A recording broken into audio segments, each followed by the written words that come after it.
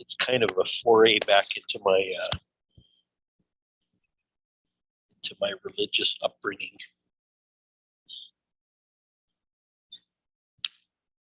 That I have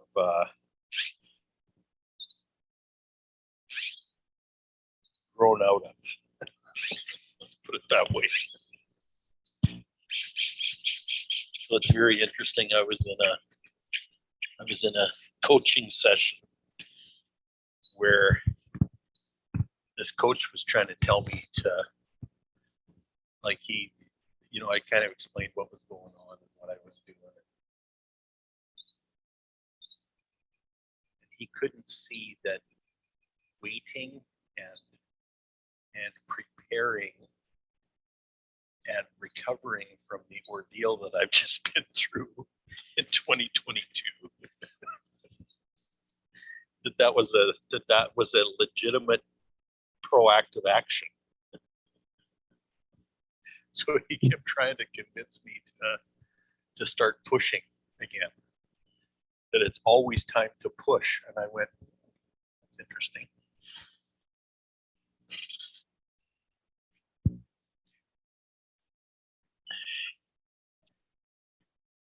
I've been enjoying, especially the last 8 months or so, I've really been enjoying being pulled along.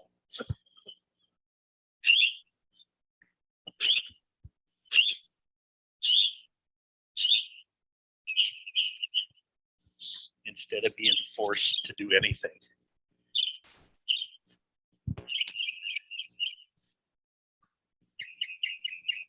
I just understand that magnetism is the true life force, true life power. I don't even like calling it force, because magnetism isn't really a force. It's a draw, it's a pull, it's an attraction.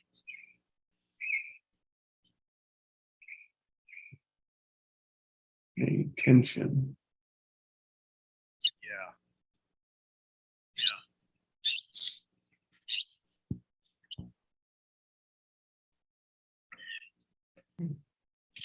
Fascinating, bumping into. So what is the only thing you can push?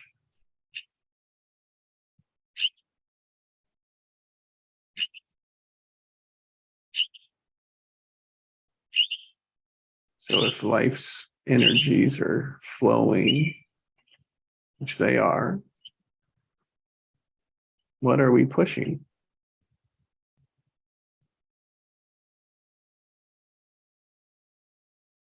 For me, I was fighting life. I was fighting life itself.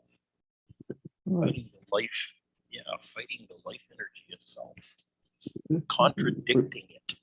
Yeah, if we go in the other way, then they draw. Swim upstream. Yeah. Against the current. Mm-hmm. No. Only those that see it that way. I'm going the wrong direction. Right. Right. Doing everything backwards. And we'll all fight to be right. And if we've only seen it and experienced it one way, then we can't allow it the other way, because so many things. Well, that's but we also can't be a beach pattern, ball. Mm-hmm. Right?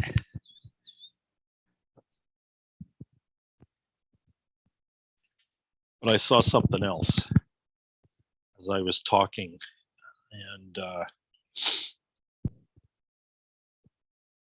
and what I understood is that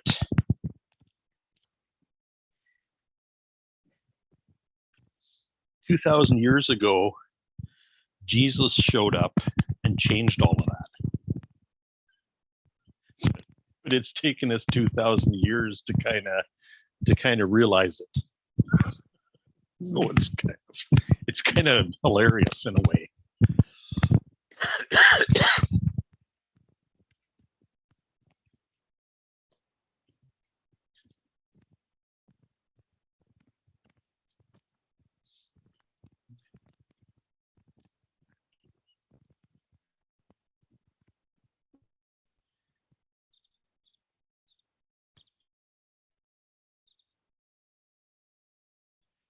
because when I look back on my knowledge of Scripture, well, the Old Testament, but especially the New Testament, like, oh no, here's a better example. When you read the book of Job, it's like the story starts, and he's a wealthy man. He's well-to-do. He has a lot of stuff, and the idea is that Satan comes to God and says, "Gee, Job's a really, really awesome guy. I bet you, I can make him deny you, God. I bet you I can turn him the other direction."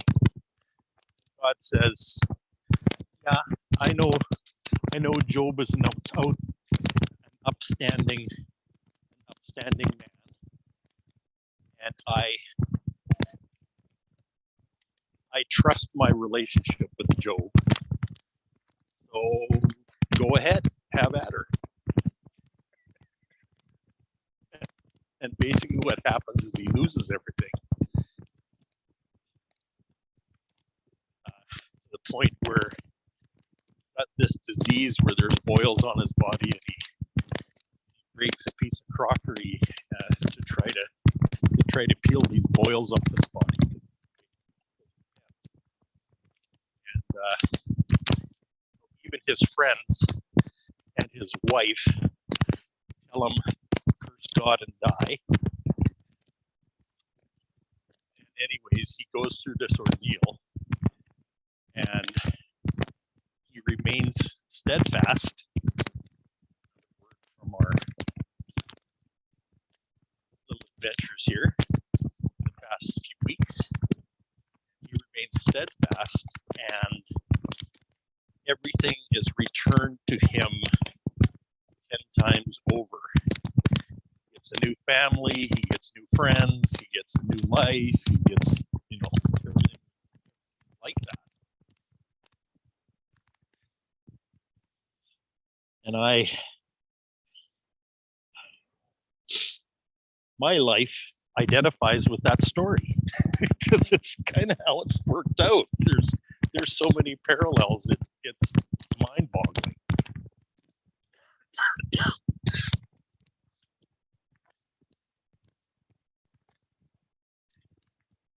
And I'm not saying it was necessary, but I do understand that it was necessary for me to live a life like that,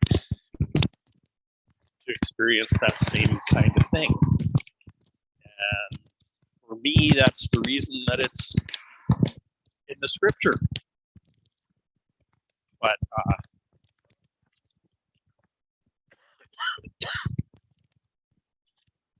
it just amazes me that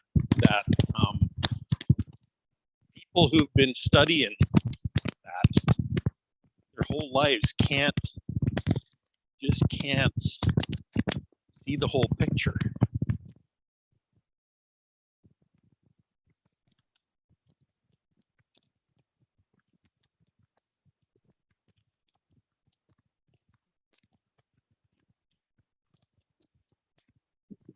What is the whole picture? Can't see a broader picture.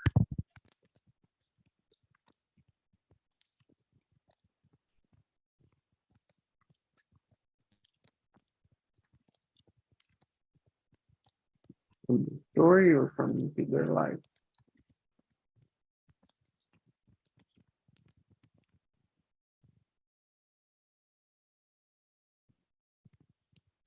Say again, Jesse? From the story or from their life? We can't see the bigger picture. Well, either one.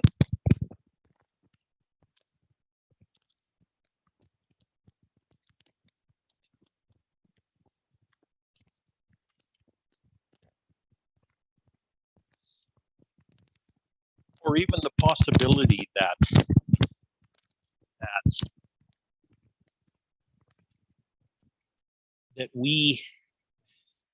that our souls were sent here to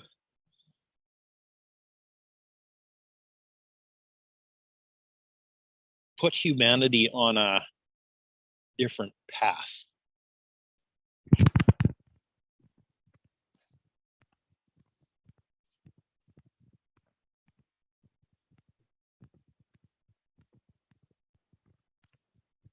To introduce compassion into the mix.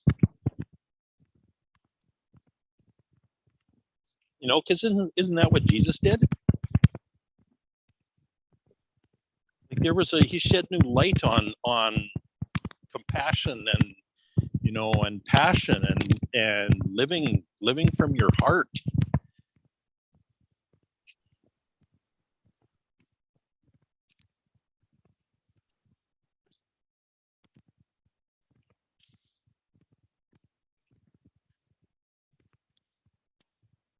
You know, when I read the New Testament, especially the Gospels, I read the New Testament, there's a spirit that Jesus brought into the earth with him, a spirit. And I know from reading those stories over and over and over again that spirit is that spirit of Jesus that he brought in 2,000 years ago is extremely strong on the planet right now.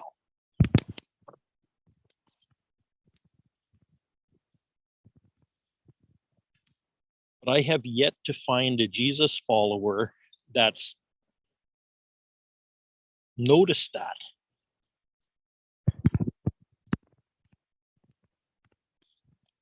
Besides me.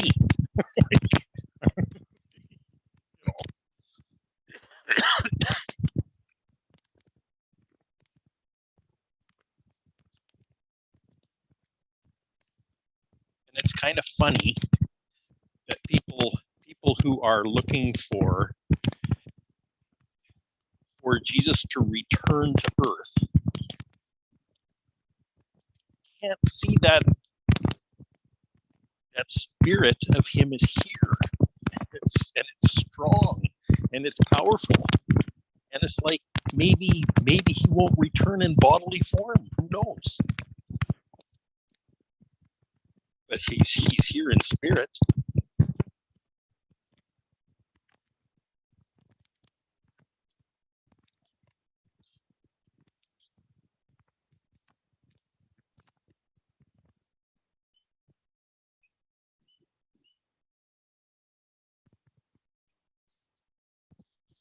I don't know, maybe that's the message.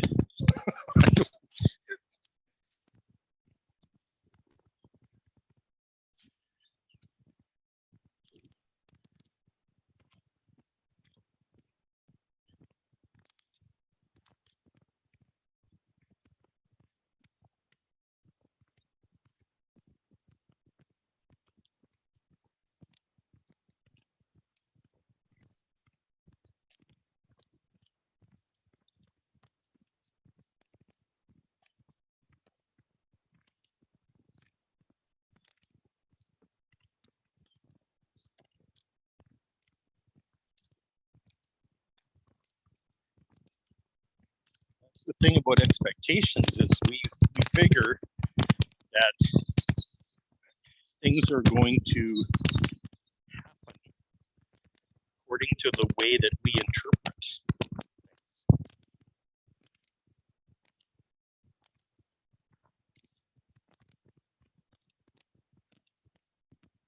That's what's interesting about having future memory is that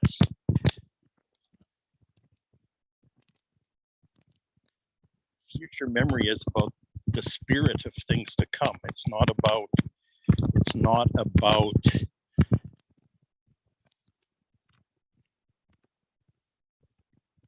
black and white events or how things unfold.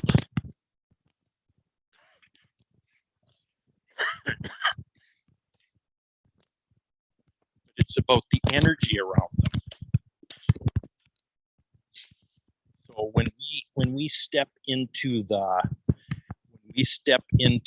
feeling of the end result,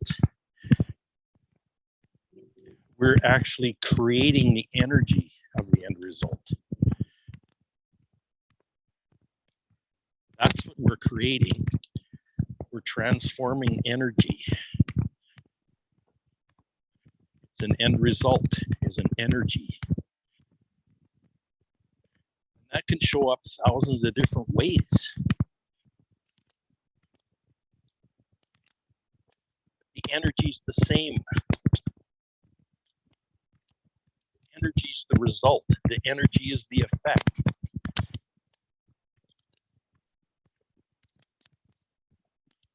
Form the energy takes. It's the effect.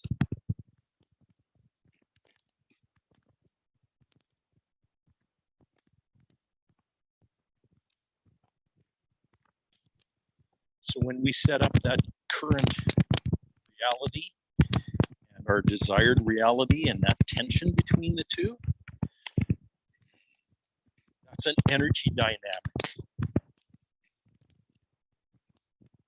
that we're creating, that we're working with, that we're living inside. It's an energy dynamic. It's a cause and effect energy dynamic.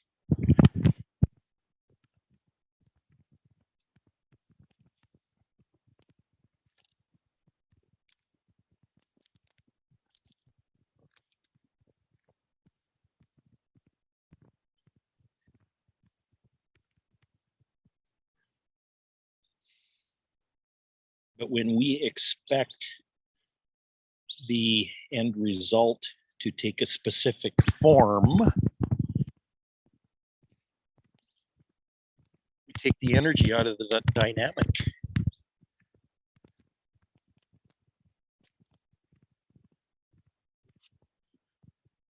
We don't allow the energy to express itself.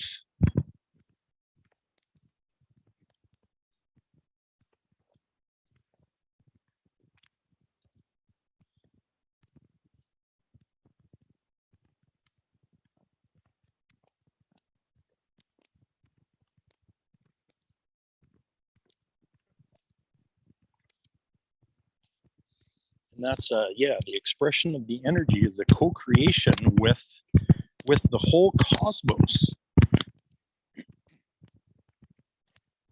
We're all co-creating this together. We're all in this together. It's like,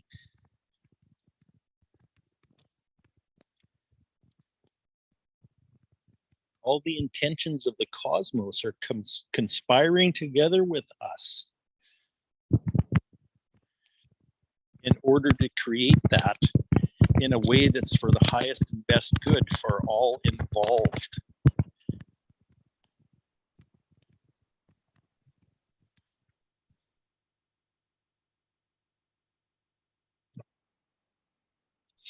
Which means all of consciousness. That includes the collective on Earth, but it also includes the angelic forms and the, like, whoa,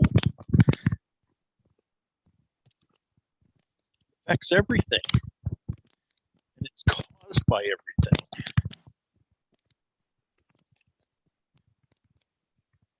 We're just players in the game.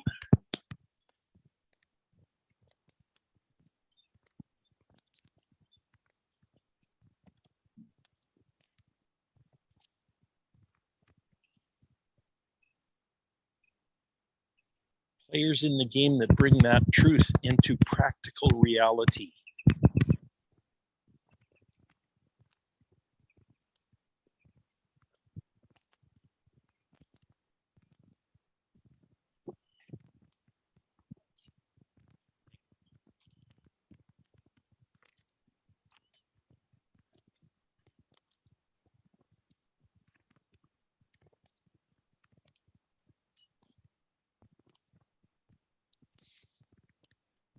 Yeah, so we create in the energetic realms. I mean,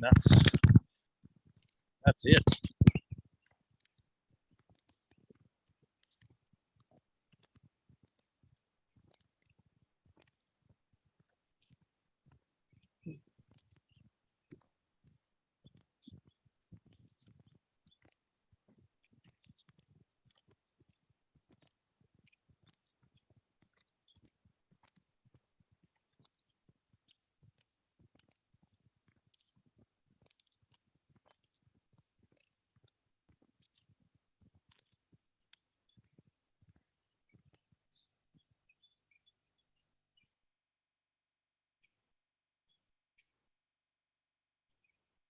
Yeah, because we set up those intentions, and then we get to participate in them.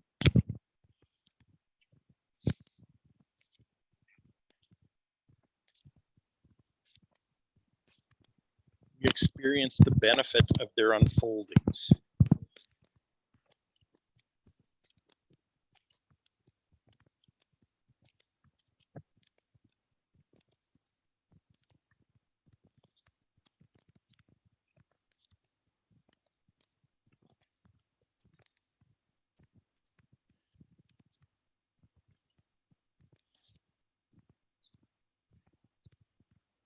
And we only experience it in the every moment of now. Right, right. You don't That's experience it, that end result. You don't experience it until it's there, at right. the end of it. But you experience the progress all the way through of now. That's so important because now is always the point in one point in the structure.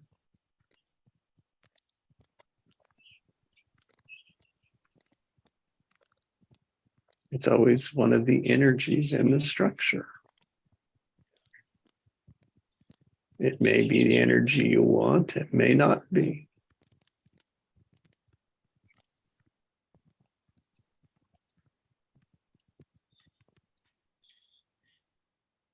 Yeah. That's where it can change. That's where you can change it. And that's where the time matters.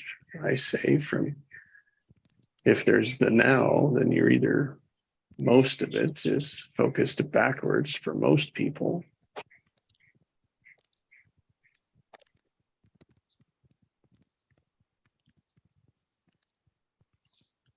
On how it's been, the lack, the scarcity, not good enough, negatively charged for the most part.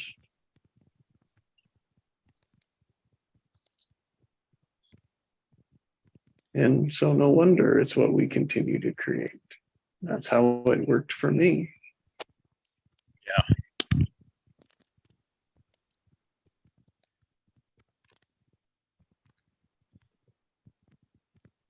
Yeah. Well, direct experience is always now. It can't be any other spot but now.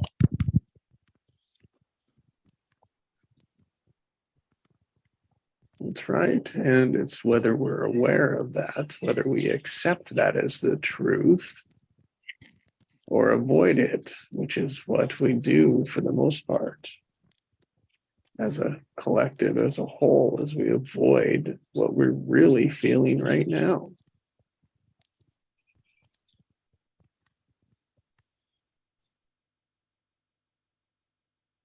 And so our mind goes chatter, crazy, out of control. And in the silence, if we can create silence,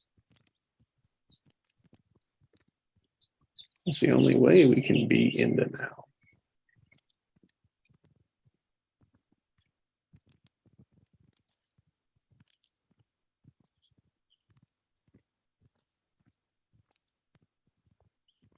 Or ask the question, what's it like right now?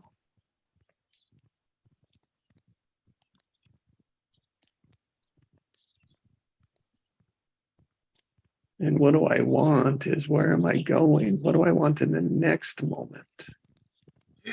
And the next moment.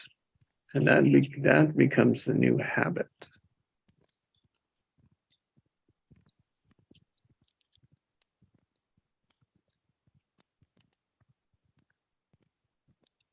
That becomes the flow rather than the push.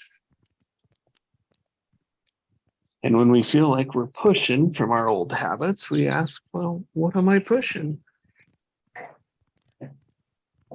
But we have to be in the silence to listen to the answer.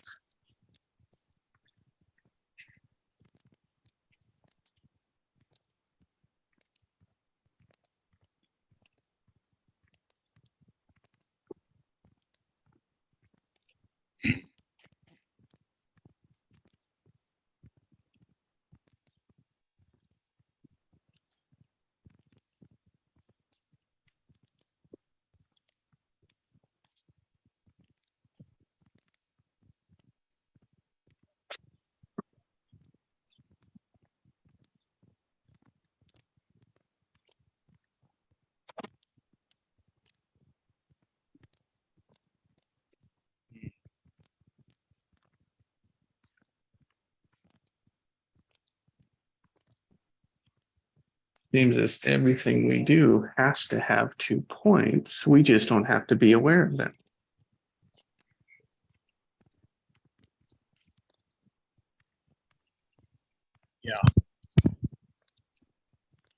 Because you're not living in 2 points. You're only living in one. Mhm.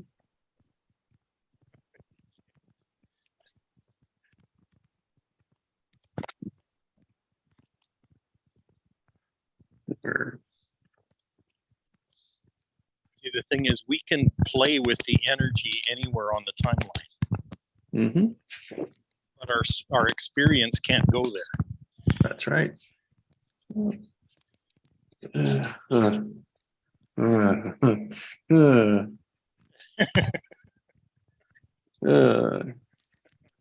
uh, wow. Because That's our direct that's a deep one. our direct experience is isolated to now. Yes, yes, That's all there is to it. yes. But then we come to points, right, where something happens and it's like, ah, that's it, right? Yes. We have that. So that is so it was at from one point, we imagined it to enough that it's like we know when it arrives. Well, yeah. It's like we attracted that point to us, or we preconceived that point. Mhm. And it's like enough information comes together that it's like, there it is. It's like right in the moment. It's not like we see information. It's not like we see situations. We just make sense of them. Yeah. We come into awareness. Mhm. Yeah. I mean, I created that. Yes. Yeah, right. And then I fortunately, preconceived that a long time ago. But here it that's is. right. And I mean, in all reality, that's happening every moment. We just don't. And if something bad happens, we don't say that. Experience catches up to it. Mhm.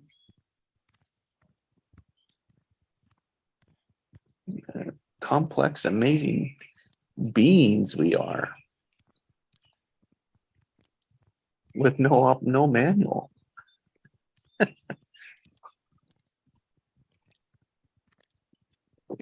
No operating manual.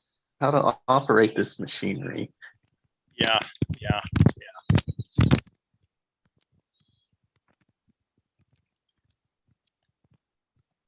Much like your multidimensional senses too.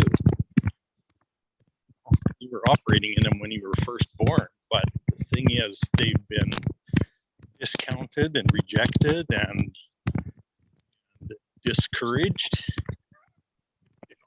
All those kind of things Yes. from your very beginnings in this lifetime. And when we really understand that, if we really look at that, of what that could have been like as a child for every one of us, we understand it. We can begin to see it's like, oh, there was a time I was there. I chose not to. And now we are all living that misery out until we see it again.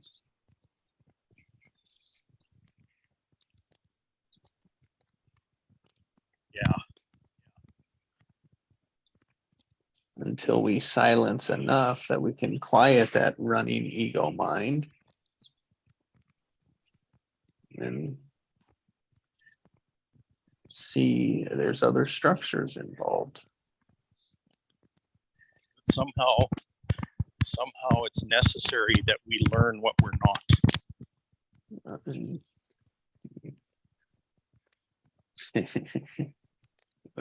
we'll call it experience. And I do agree. I think for sure.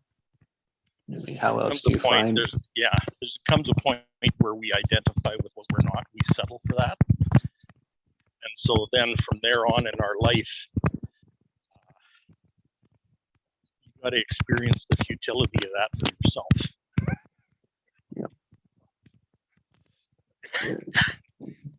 All in the game of figuring out what you do want. Well, I'd go further than that. I'd say all in the game of figuring out who you actually are. Hmm. Not really as much about what you want, as actually who you are. Who your soul is would be a better way to say it. And what's your natural contribution to this time? Yeah, your true nature. Mhm. Your true nature in this particular time and space. Under the preconceived notion that it'll work out, it'll all just be flow perfectly when you're in that, when you're discovered that.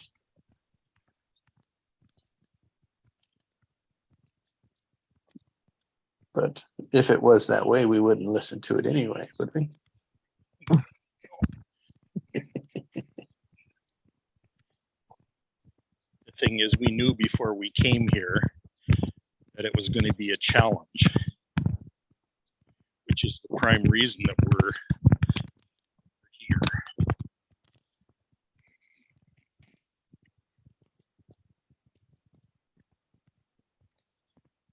That's right. Probably pretty boring if you had it all the time the way you wanted it, right?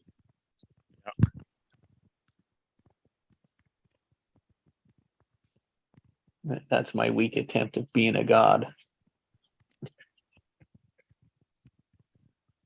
Which is probably what happens on the other side. Right.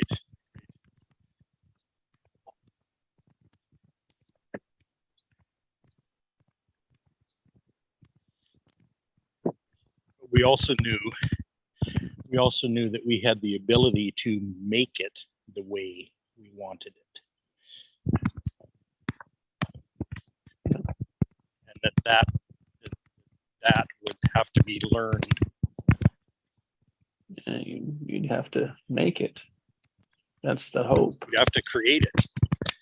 And you have to sit in the tension if sometimes that tension is uncomfortable. Yeah, so you have to sit in that tension and wait for the timing. Recover in the timing, right? I mean, if you think about it, how long had your life lived that pattern, Craig, that you're still recovering from? Oh, yeah. Long time. And I'm sure it's in the years. It's probably in the decades. It is in the decades.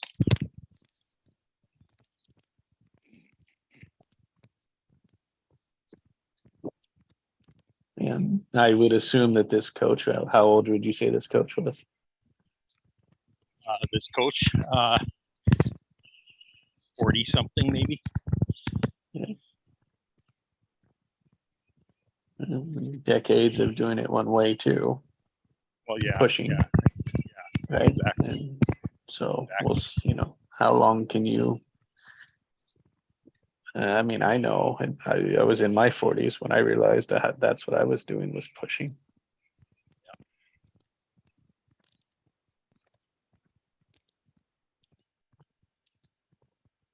And best, from the world standards of success, it was the best that there was for me yet in my life.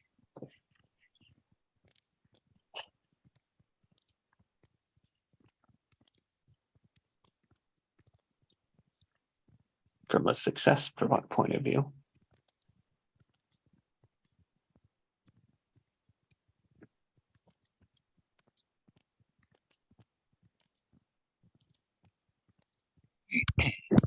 Yeah. What a word that one is. Mm-hmm. But then sitting in the greatest potential right now. Oh yeah. And happy as shit. Just sitting there in it. Oh yeah. Pile of shit on a warm day. I don't know why that came, but that's.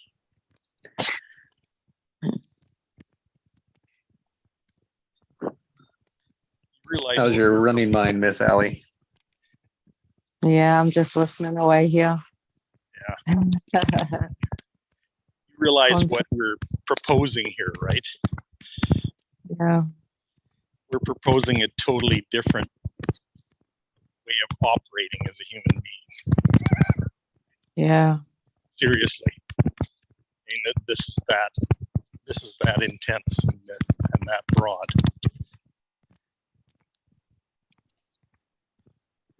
sometimes it's that mind blowing, some of the stuff that you think you're actually losing your mind. Well, that's Who's kind of a actually key talking? piece of it. Because our mind has been, the human mind has been so in control for so many millennia that even the suggestion that your mind isn't your control center, it's rejected by pretty much everybody. Yeah, No.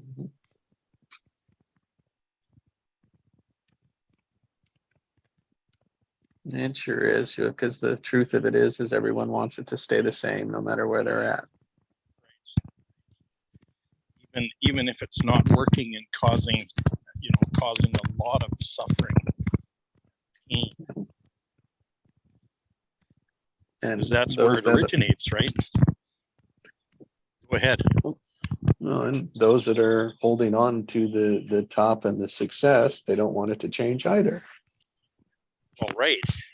So Because they've got what they've gotten what they wanted.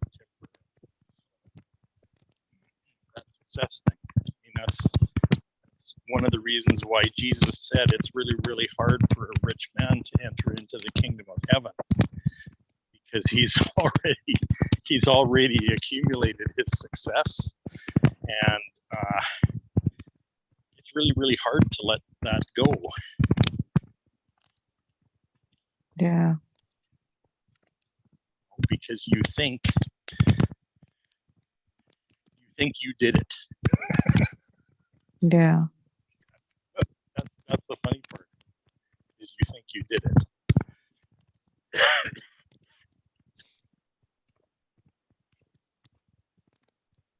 well, you can't argue with them.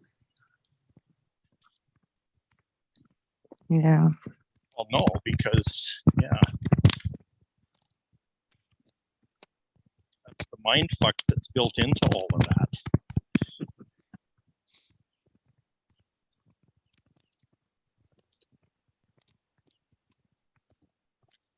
Yeah. I mean, even when I didn't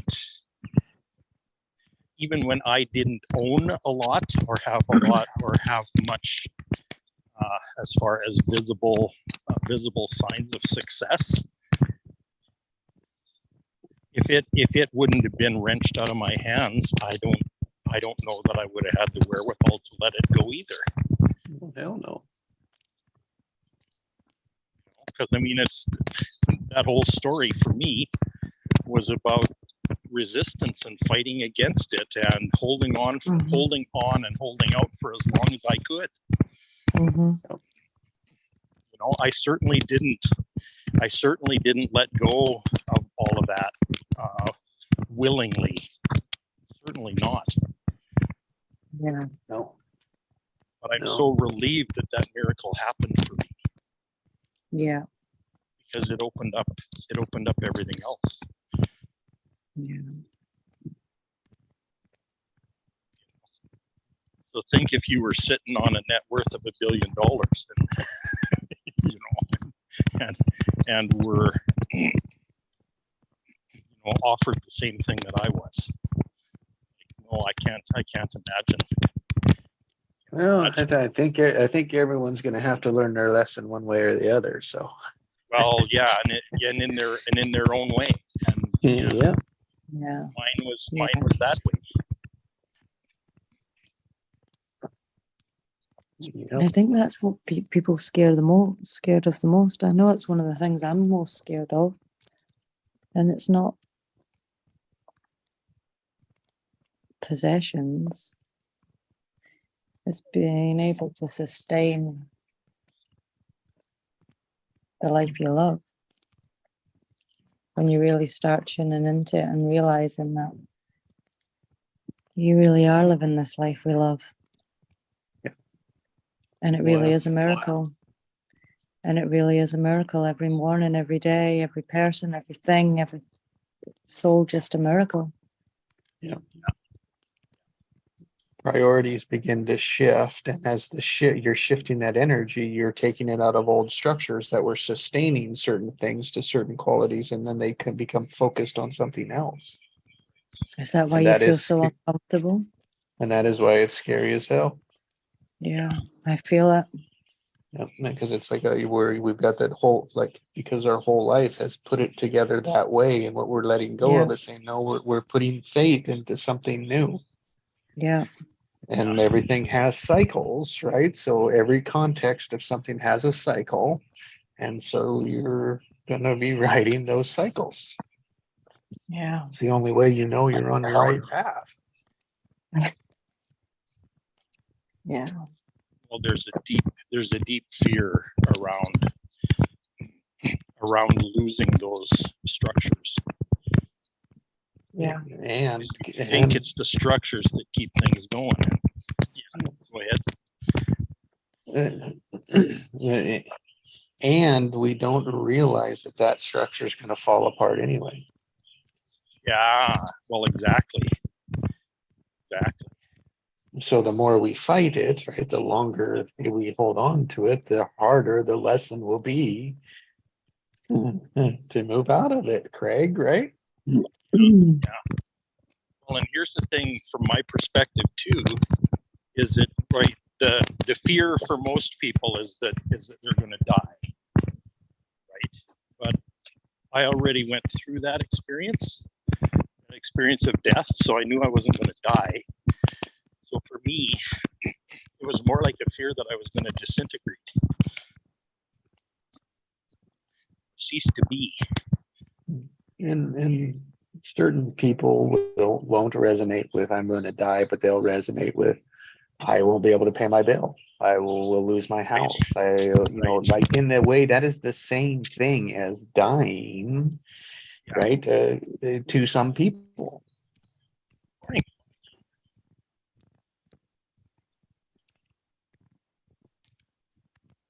And that's holding on to those structures so tightly, right? There's no room for them to breathe. Right.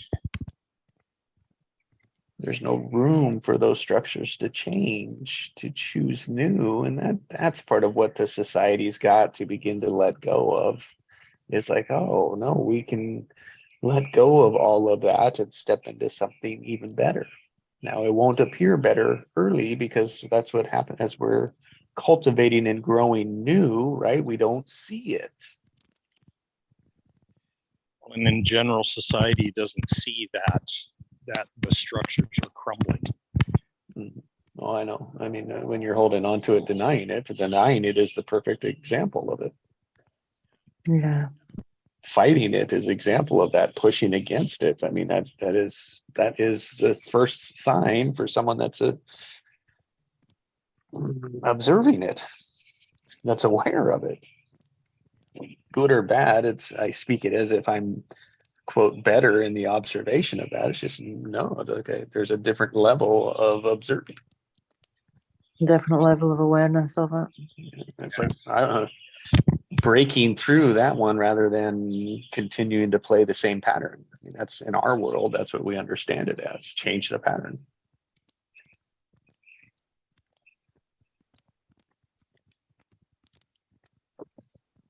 Which was Right, guys, I'm going to jump off. It's 9 o'clock, so I'm going to shoot off to my bed. It was nice to catch you two of you tonight. great catching Yeah. you. Thanks for showing up. Hope you sleep well. Yeah, I really enjoy your energy. Yes. Thanks, guys. Holly. Sure do. So Good it's night. like- yeah, big love. Bye.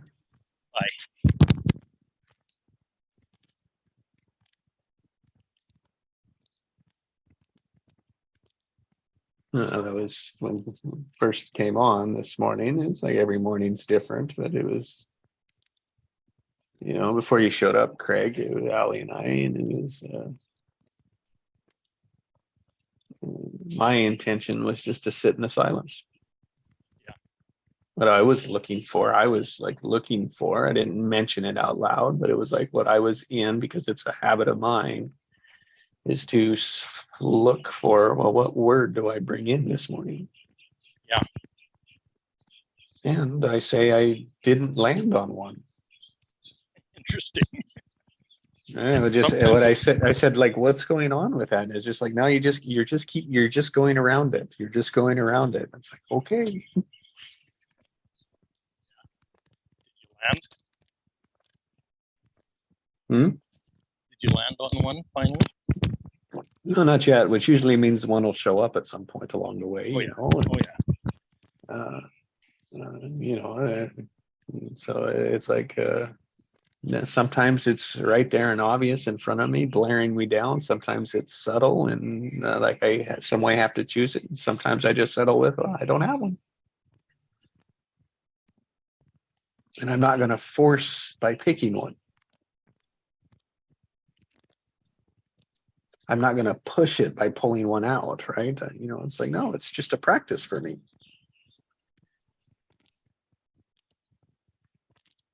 A little game I have fun with, yeah.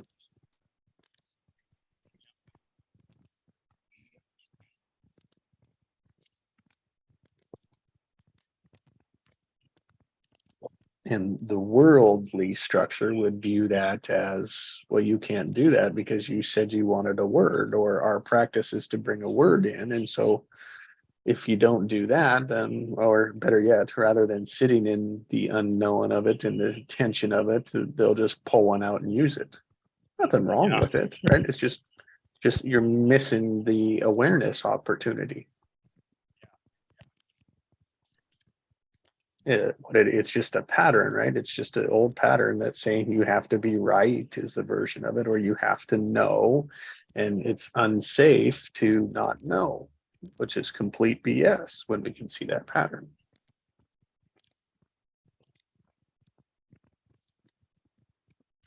It's quite interesting. I sat with my accountant yesterday.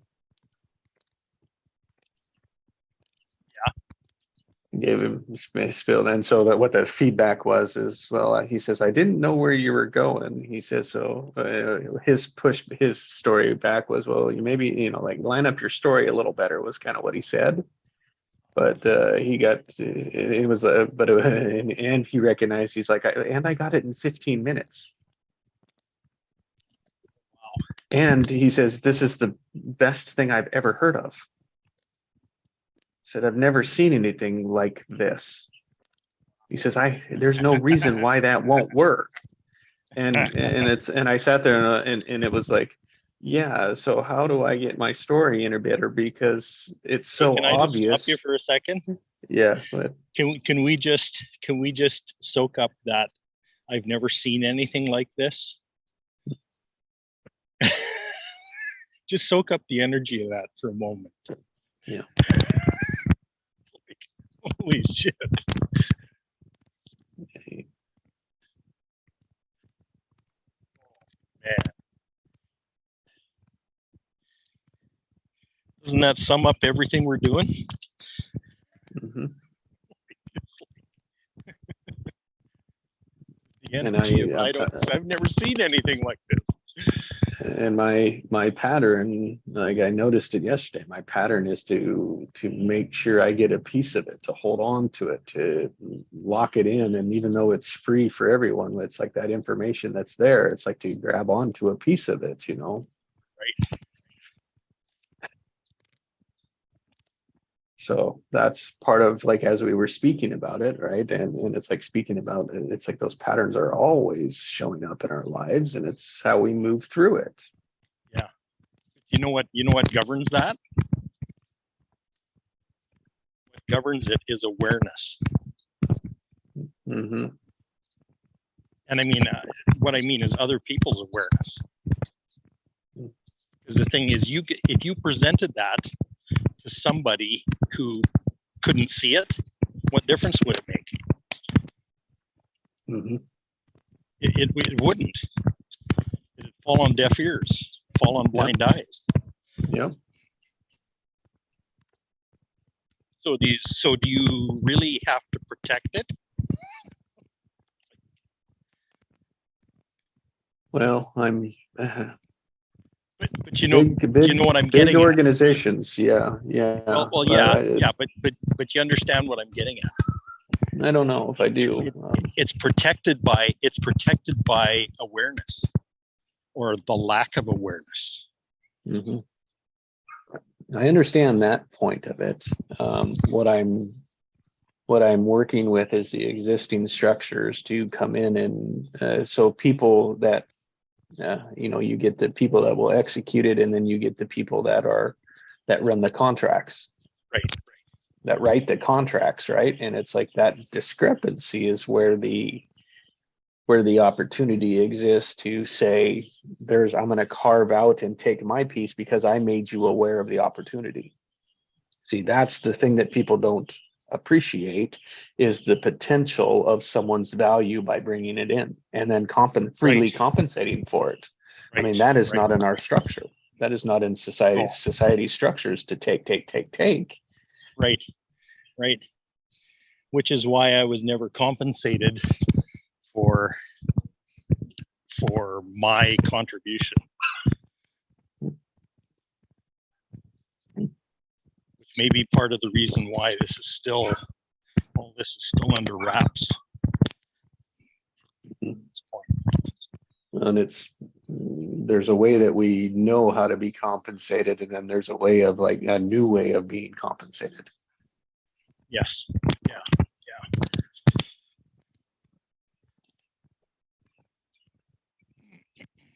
So, interesting thing about this,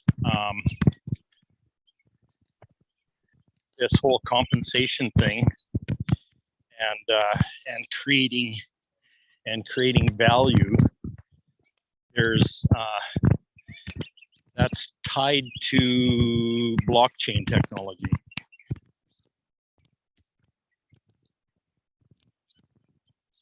Blockchain is an environment where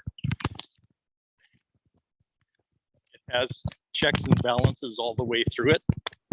So it's based on truth and ownership and commonwealth at the same time.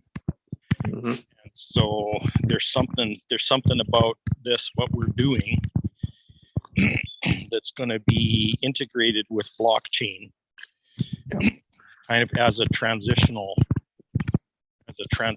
way. You can create contracts in the blockchain, and people can't steal your ideas. Put it that way. Right. If they do, you end up being compensated for it anyway, because they can't do devious things. Yeah. Well, and that's part of like I've always seen this community. Like we grow this community that way. It's like here's people's capabilities. They made these like I want to do this. Oh, here's the people that come together to help you do that. Like you said, Craig, it's like, oh, and then people compensate as a percentage of what's possible. Right. And what it was quite interesting is a guy I haven't met or haven't seen, a partner, an old partner of mine, good friend still. He was in town, so we went to lunch, and he was like, oh, he's like, very interesting with it. I told him what we're up to. He's of course interested, and a good space for him in that. And but it brought up another guy, and then the other connection. It was like last night. It was after I met with the accountant. He says you got to get to the executives. It's like it's the only way to do it. And so he confirmed two things. He said like I went with him. It's like, how would I price structure this? How do I maintain it? How do I approach it? And he said start at 50-50. I was like, oh, fantastic. That's where we were at. That's where you and I came. Yeah, it's like that's it. And so it's like, okay, that's how I think about it. I just didn't want to think like I was off base with it. And yeah. And then my other one was like, there was just something about it, like to meet with him about who he had as connections, right? And so I sat with him around. He says, I don't have anyone that I could help you with. He says, I'd love to help you. He says, but I can help you on the taxes. And he says, if you do this, you'll be our biggest client. Oh, wow. So, and he saw it. He just says, now you just got to go sell it, right? I mean, he was on, but he saw it. And it's like, this is an accountant, right? And he loves his numbers. He's like, that makes complete sense. Yeah. Well, I've never seen anything like this before. Right. And so it triggered, it was like, there's that connection. And then there's that connection. So I found as a result of doing that, it was like, bing, boom. That's how I get to the boardroom. Yeah. We created it, damn it. Mm-hmm.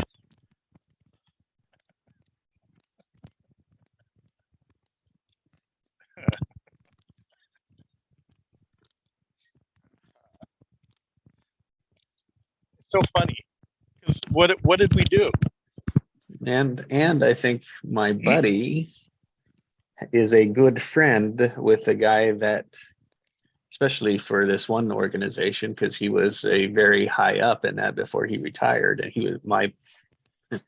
he was there when I was there over North America. He was vice president of North America. And then he went somewhere else. He was in line for the CEO. Yeah. But he retired before that. And I think my buddy, if I remember, they're friends. So you get somebody like that, and you'll be able to take a pretty good chunk of it. Yeah. What fascinates me about this, like, when you hear somebody say, well, nobody, I've never seen anything like this before, you realize that what we're actually dealing with is needles in haystacks. Mm-hmm. How do you navigate something this elegant when you're picking through a haystack? I mean, there's another dimension to this that's beyond description. Mm-hmm. And what's fascinating is when it's seen, it's like so simple. Well, yeah, exactly. You consider all the legal documents around regulations and stuff like that, and even legislation, and you start looking at all that stuff. It's like, how many truckloads of paper would you have to go through in order to find these kind of loopholes? But here, They just showed up and we weren't even looking for them. No, well, I think someone would have to know how to execute on it. Right, they'd be already delivering the service that does it. And then two, you're looking for it. Those are the two biggest things that I see. It's all just now that I got the language, it's in the mindset, right? The mindset just doesn't allow it to put those two connections together. Yeah, but And what I'm saying is we weren't looking for something specific. I Bought have something been. that was very specific. Mhm. That's been my purpose. Yeah, that's Like- been my. Like guided seeking. Mhm. You know what I mean?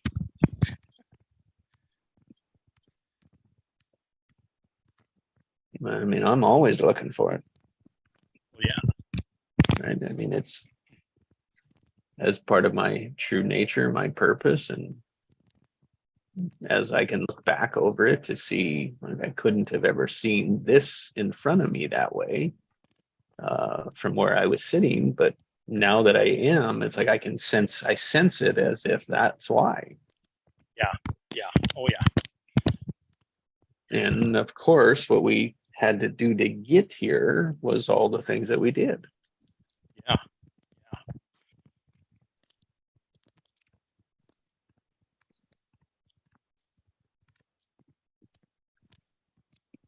That's that intuitive knowing. It's that superpower. Yeah, I mean, in all reality, let's put it to, let's see, from December until June, however many months that is, I didn't have a vehicle to execute it, just an idea.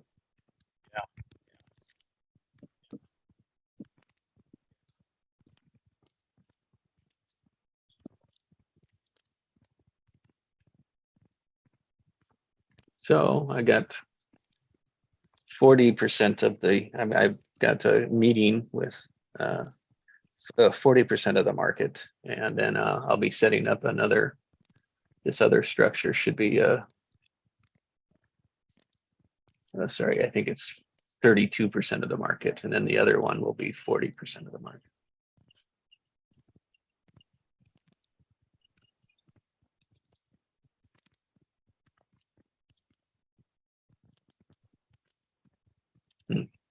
Yeah, that's the other thing. So I got it with both of those to make sure. Well, just work to carve out that I get value from bringing the idea to them.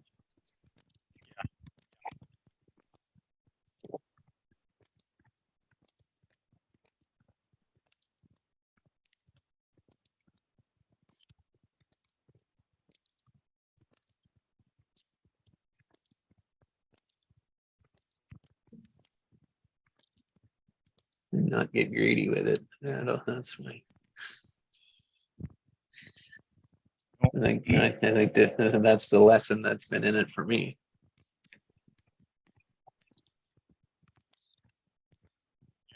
The thing is, it's a lot better to have. Like the guy that invented those little plastic ends they put on shoelaces. Eh?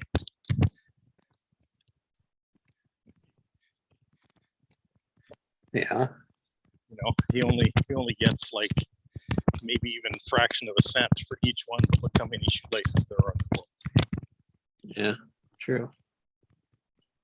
And it's sustainable because how long are people going to wear shoes? Right. Like, okay.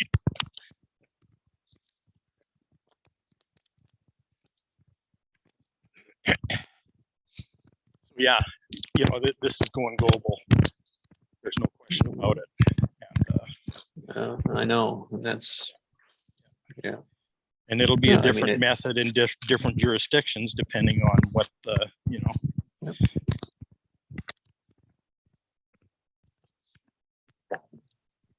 Machinery will be different, but it'll be the same. Concept. Yeah, it's all Same the same concept, same energy. Same energy. And quote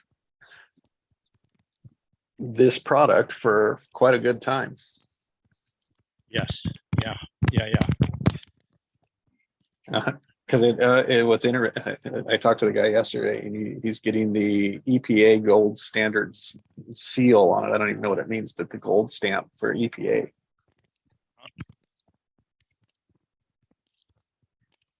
That's big for my neck of the woods. Yeah. That's Well, real yeah, big. no kidding. That's really big. Because I know the regulatory will try to eliminate it. That's the urgency on my end, is that they are working to eliminate steam, and once they eliminate steam, that credit will be useless.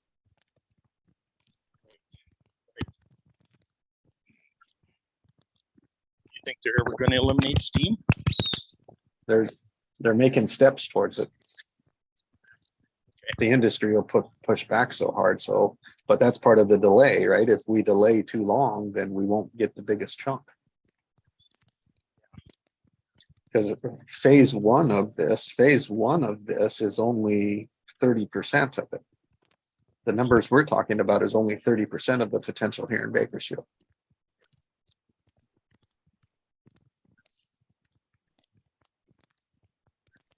This 100% at today's prices is 780 million a year, just in the credit. Yeah. That's the prize. So my numbers, 10 years is a 2-year deal. So, right, it's 5 times what I'm talking about right now.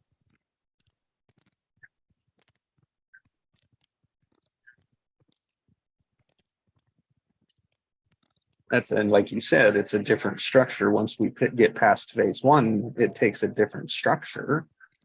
Yeah, but still it's the same concept.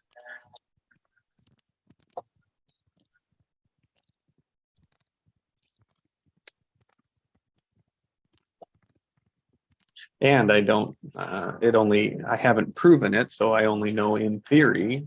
They've done it in the lab. They're doing it in places, so in theory it works. That's a whole nother level of selling. Yes. It's hard enough when you've already done it with your customer and you've done it for 16 years and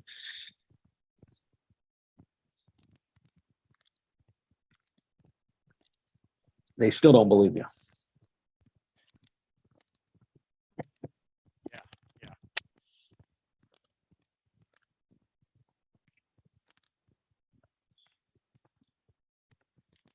Halt and catch fire.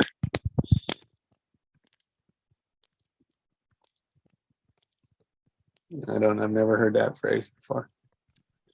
Old programming term. Yeah. What happened is it was an instruction that was built into one of the first microprocessors. That what would happen is it would get into an endless loop where it would look for data, it wouldn't return data, so it would get into this endless loop where it was looking and looking and looking and looking over and over and over again. Just basically what we just did with this. Mm-hmm. Just keep searching. There's something that happens when that cycle is interrupted. They even call it that. They call it an interrupt code. So you insert an interrupt code in it, and that actually stops the cycle. From there, it catches fire. Like you can move forward on it once that pattern is interrupted. That cycle stops.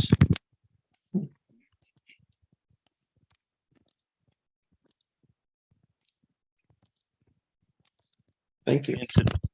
Incidentally, that's the same pattern that I was in with respect to trauma, macro trauma. Physiology was going through that same cycle over and over and over again until it finally got interrupted.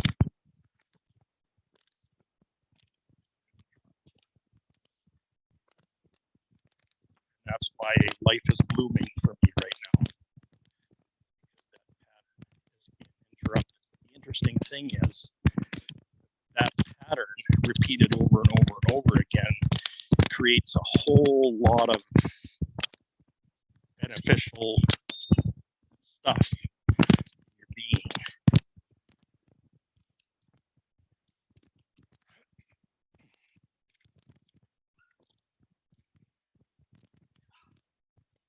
And it's partly experiential and it's partly energetic.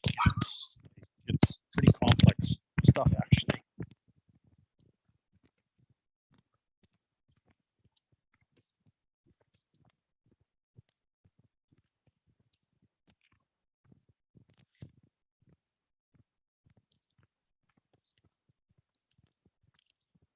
Here we are with awareness again.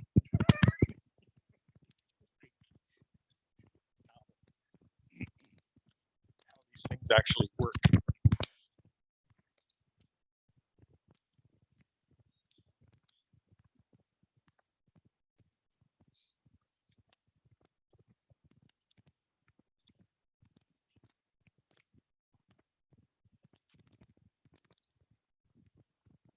You know, once you've experienced a pattern throughout your lifetime like that, it makes it really, really easy to identify or to actually see or be aware of those same patterns or similar ones. It's like you buy a new car and all of a sudden everybody on the road has the same car. It's that same kind of thing.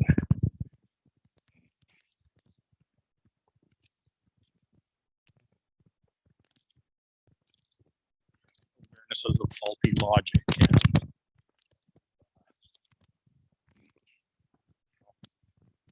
looping patterns.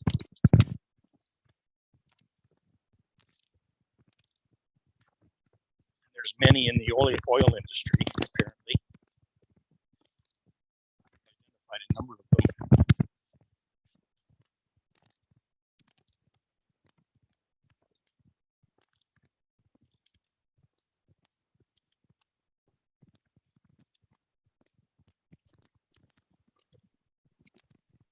Oh boy, it is a dinosaur. Literally. But you know, I remember talking with you about this before. You know, the spirit of the wildcatter is pretty much lost.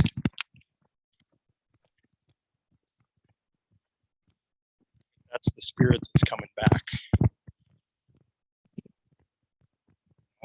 You can make a dead well produce. You can clean up the environment while you're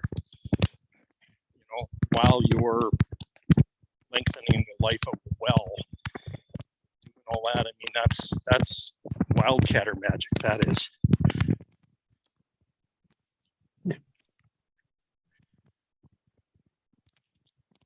Yeah, that's good. It's the phases everyone got. The wildcatting came from the drilling and hitting big reserves, and in all reality, we have exploited that one, like it maximized that potential, and now move on to the completion side of it, the production side, because that's where we're at. Is that they didn't really focus much on optimizing the production of it. Yeah. Meaning, which is why we leave 30% of the shit in the ground. Right. Because it was just easier to go drill a new one. Yep.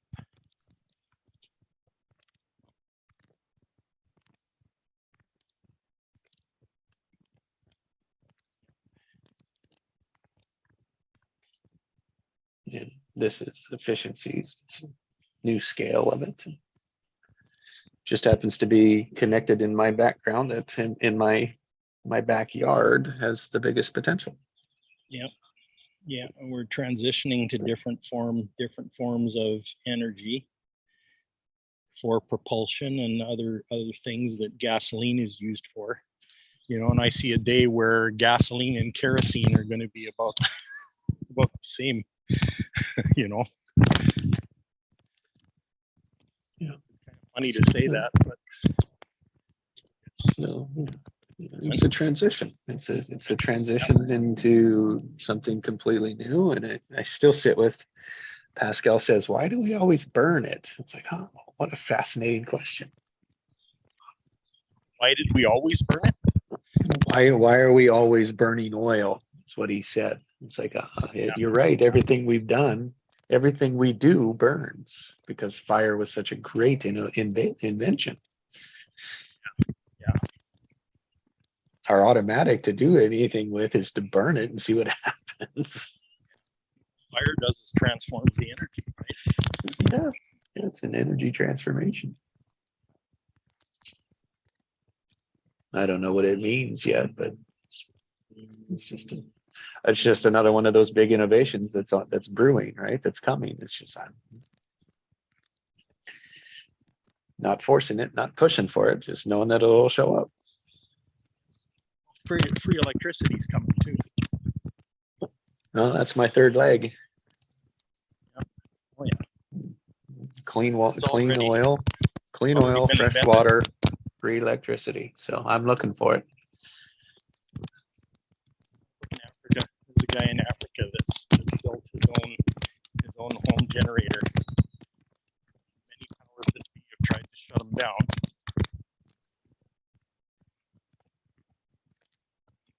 What kind of generator? It uses electromagnetic flux. Is that what Tesla was working? This machine in his backyard. This guy. Yeah. Freaking African, which is really, you know, the rest of the world looks at those people as being like some of the most primitive people on the planet. Yeah. Yeah. Which is why they're open to that kind of innovation, right? Which is where all the beautiful ideas are. If we could get out of our own damn way and put the two together, match them together, right? And geez, The but Western everybody's mind- so worried about losing their monopoly or their infrastructure, their offer, their company, so once they innovate it, they hold on to hoard it like sons of bitches. Right, exactly. Yeah, because we've grown up with that scarcity mentality. It says that we have to thrive and hoard in order to survive. It's not true at all.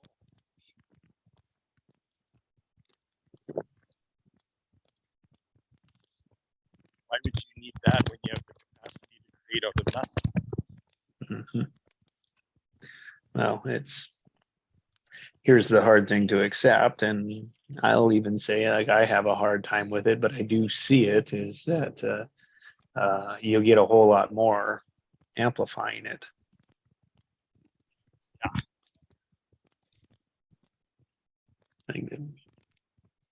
But it's as we were speaking with Ali, right? It's that letting go of that old structure and faith into the new one. Yeah. Doesn't automatically mean it's going to double just because you did that.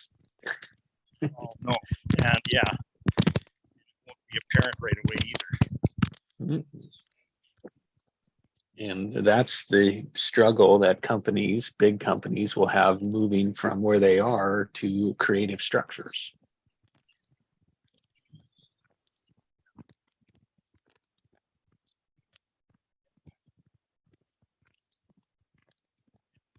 The Western mind always has a better way or always knows better.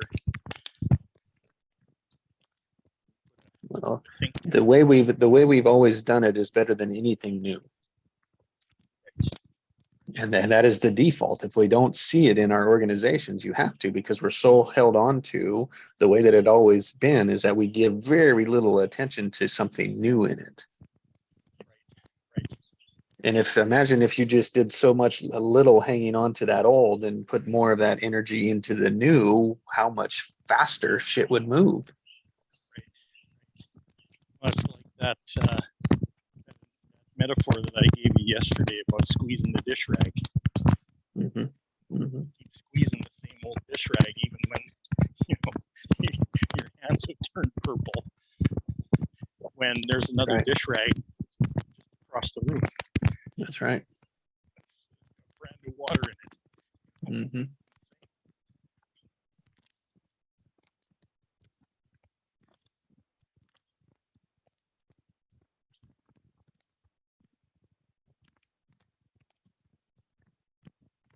I'm excited to talk with this guy this morning. Oh yeah, no kidding, man. I'd be dancing on my chair. It hit me before I went to sleep last night. It was like bing, bing. That works.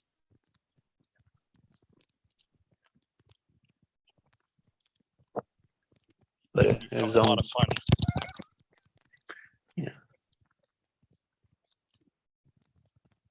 and I mean, this guy will be a good asset to the team too. So both of them will be phenomenal.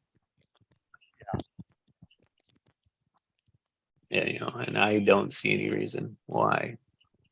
I mean, anyone in their right mind, as soon as they see it, there's no flaw in it.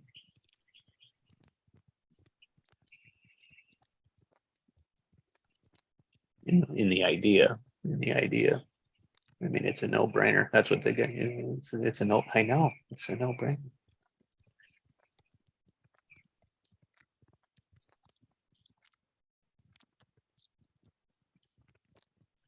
It's a no-brainer before the public gets a wind of it too, because they will be upset.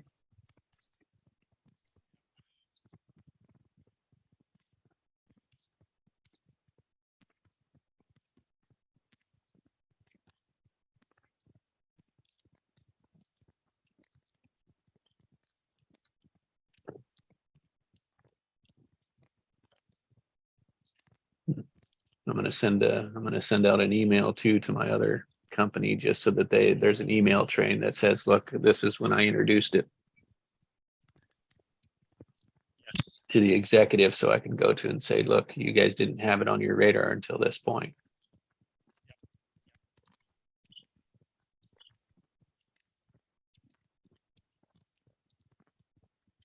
I'll share my intentions with him and see if he'll help support that.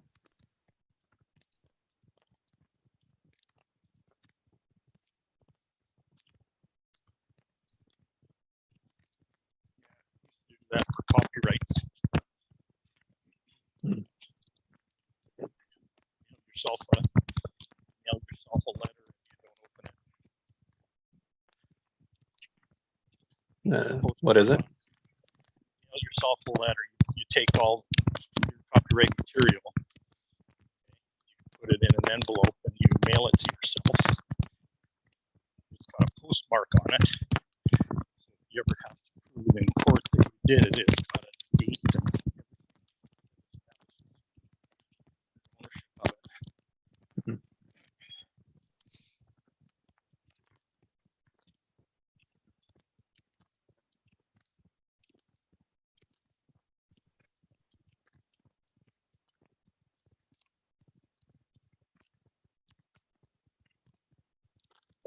Yeah, it's just fascinating when you just sit and allow things to pop in and be like, all right, let's see what that is. Yeah, let's do that. Sounds good. Rather than the push is stressing about it, worrying about it, trying to fix it, trying to put it all together, and rather just allow it to just unfold. What's next? What's next? Even when they feel like dead ends.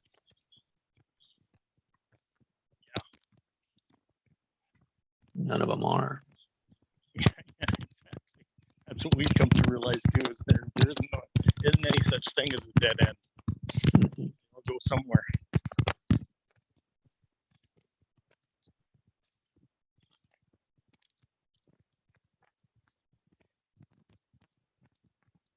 Now I can get people that I sense aren't all on board or don't believe it,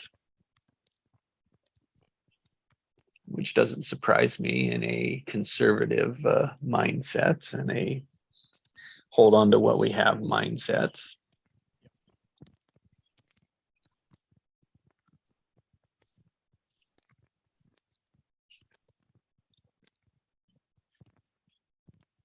Yeah, don't want to upset the apple cart. Yeah. There, that one or that's mine to do. I can't tell which one it is.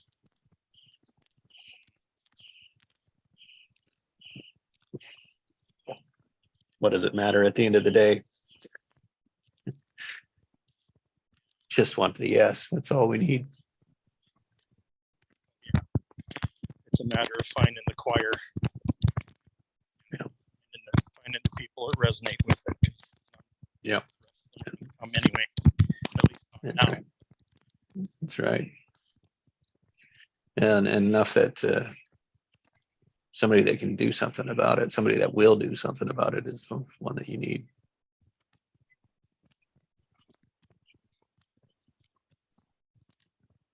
No.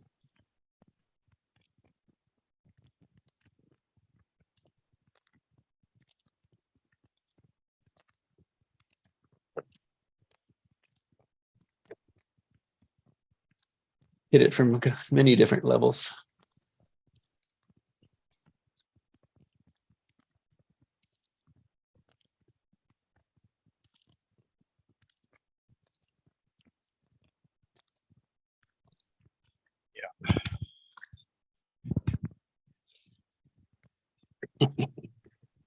Yep.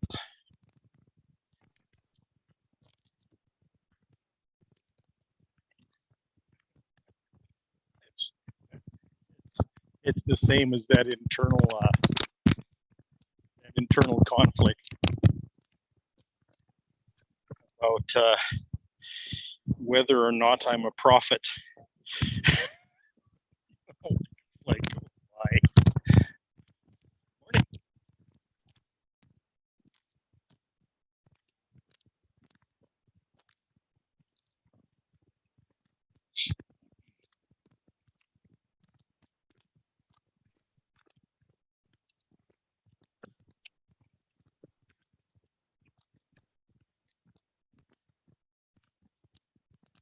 It's a it's a choice about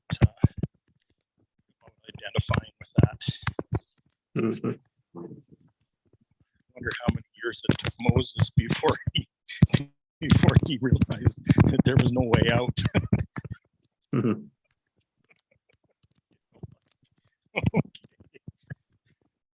Yeah. But Well, I can't speak. I can't speak. You're going to have to find somebody that can speak for me.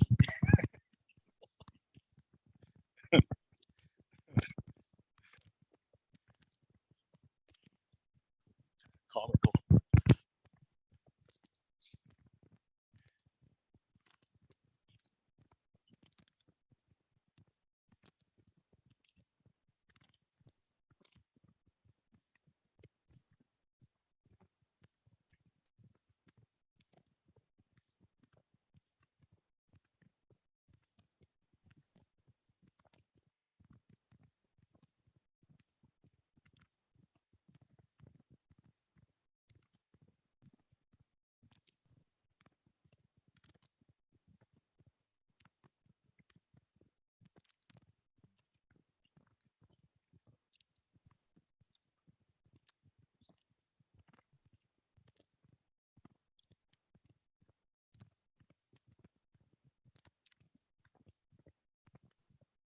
Yeah. Yeah, the completion of the Job life cycle is that all you're left with is what's inside.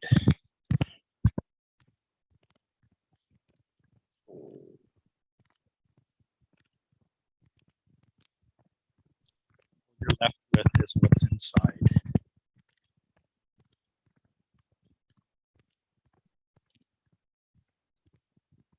Nothing else matters.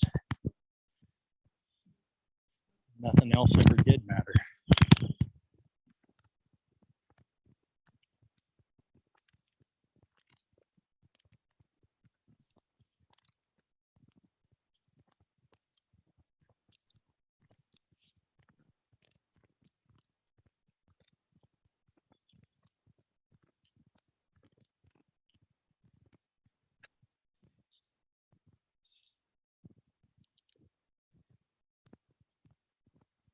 You realize you can live through that and you still exist.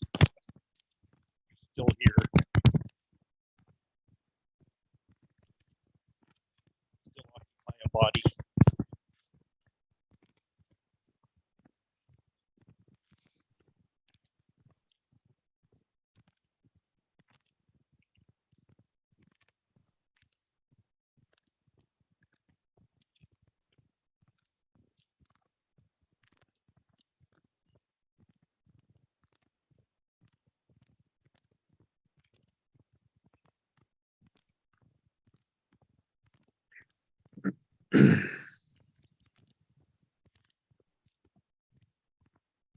One of his quotes is, naked I came into the world, naked I will leave it.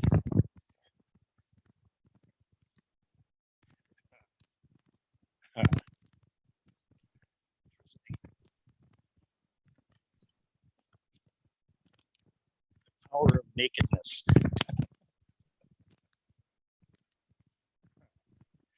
That'd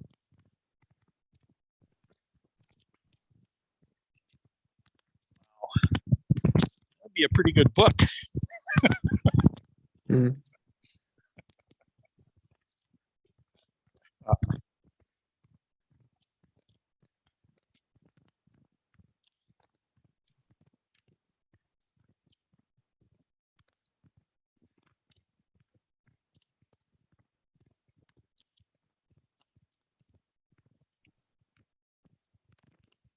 Sounds like Ecclesiastes. All is vanity. All is futility.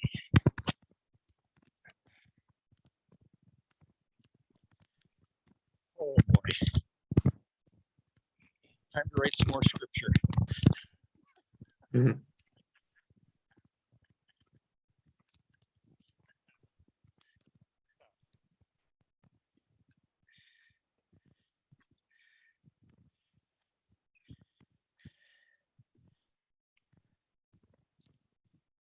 Oh my goodness.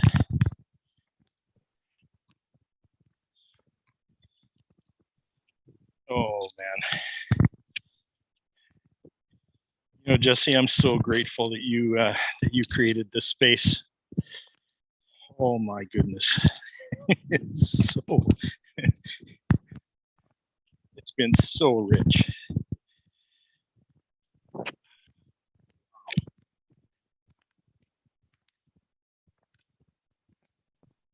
Well, thanks for not doing it alone. Yeah, because it wouldn't have been anything by myself, and so Oh yeah. Yeah. We're just having a grand old time populating the space. right. The stuff that's come up here is so mind blowing. Oh my goodness.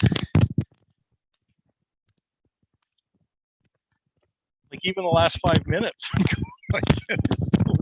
Whoa. Where did that come from?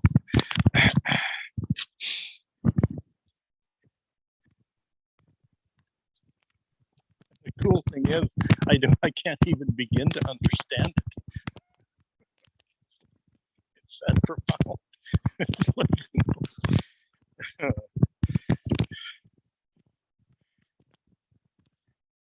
don't want to understand it. I just want to soak in it, absorb it.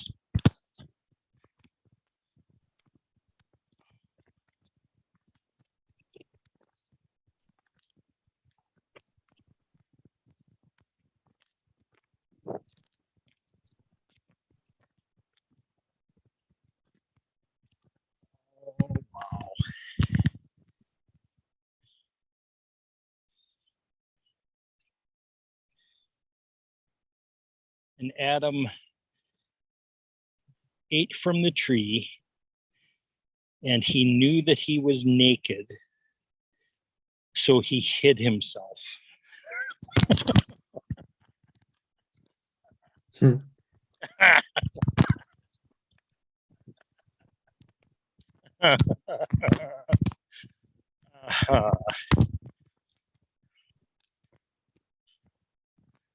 Oh my.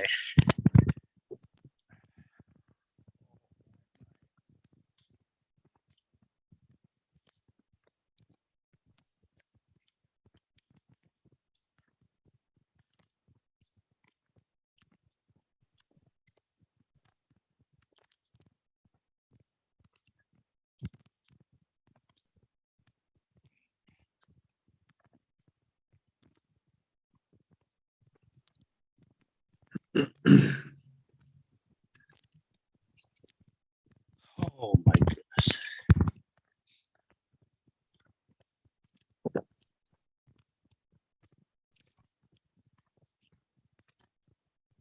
It's a rabbit hole adventure.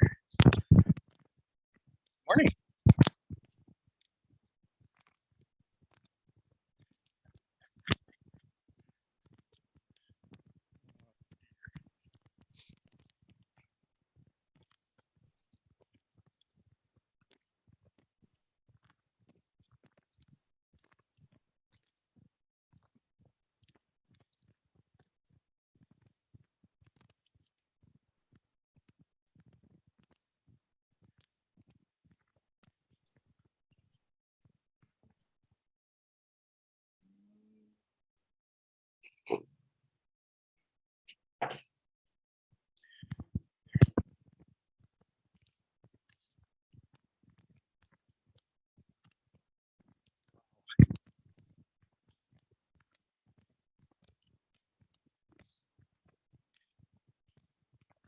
Empty.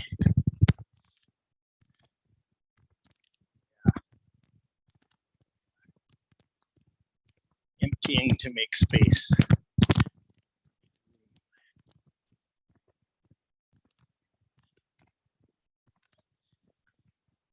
And Mary and Joseph knocked on the inn door, and there was no room.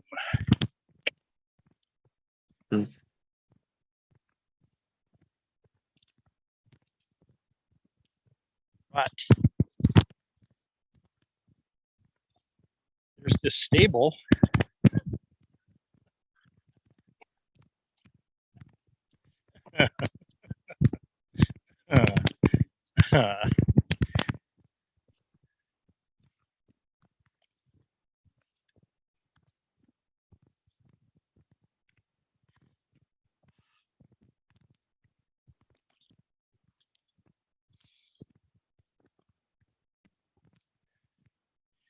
Potential was born in a stable.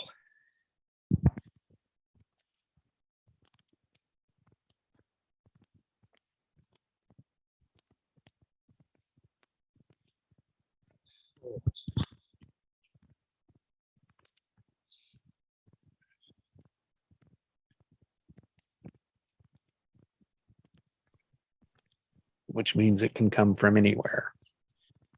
Oh yeah. Doesn't matter. Circumstances don't matter. Situation doesn't matter.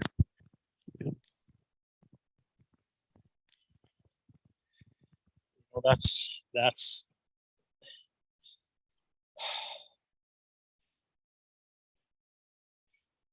Jesus energy that I was talking about, that Jesus spirit, it's potential. Potential.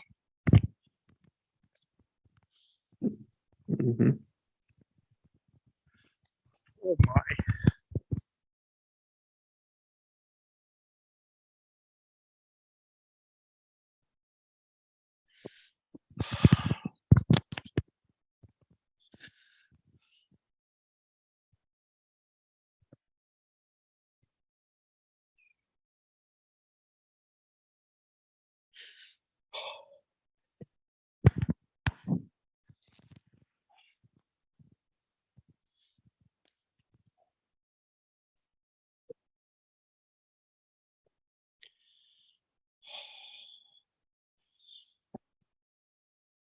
Oh.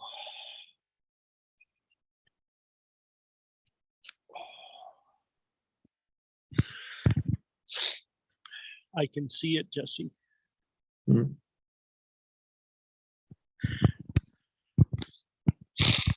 My gift is seeing potential.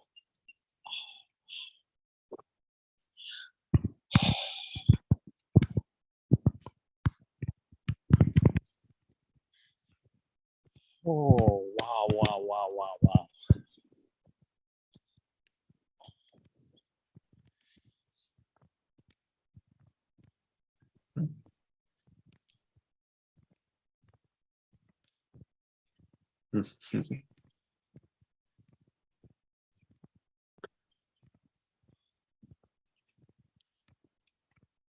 And mine is to see the resistance. Oh, yeah. Hmm. Yeah.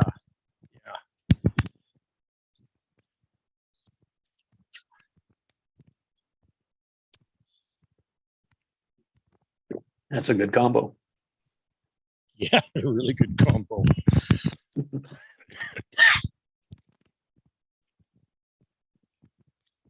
Both of them pull out the genius.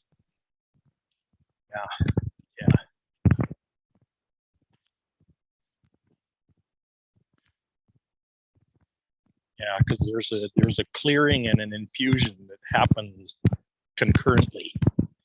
It's a dynamic. Empty, full, empty, full, empty, full. Make more room. What other furniture can I get rid of so I can park my car in the garage?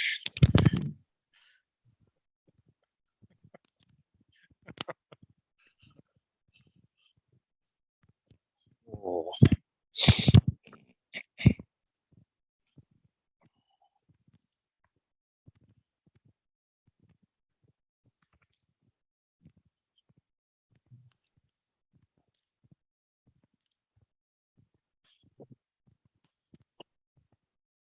You know the parable of the man who found a treasure in the field? Found a treasure in a field, and he went and sold everything he owned to buy the field.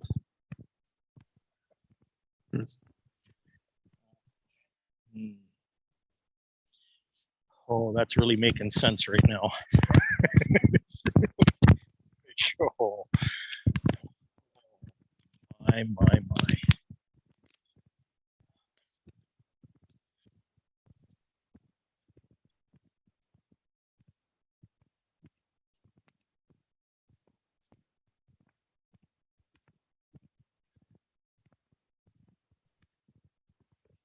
Let every heart prepare him room. Every heart make room for him. Oh, wow. It's Christmas in June.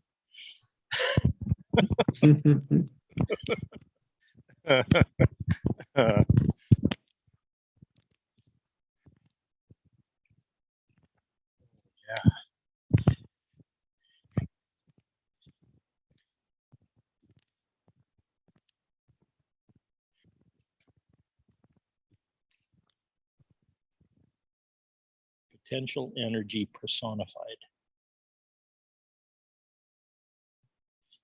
Wow. Wow, wow, wow.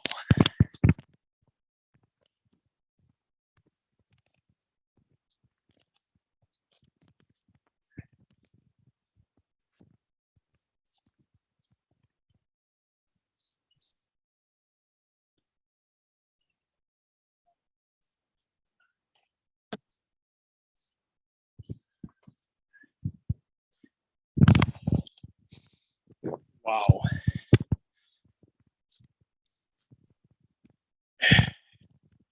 Ever heard this from a pulpit?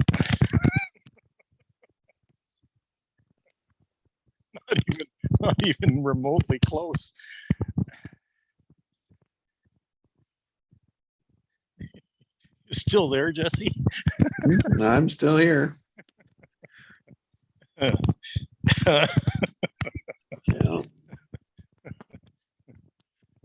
Oh, man.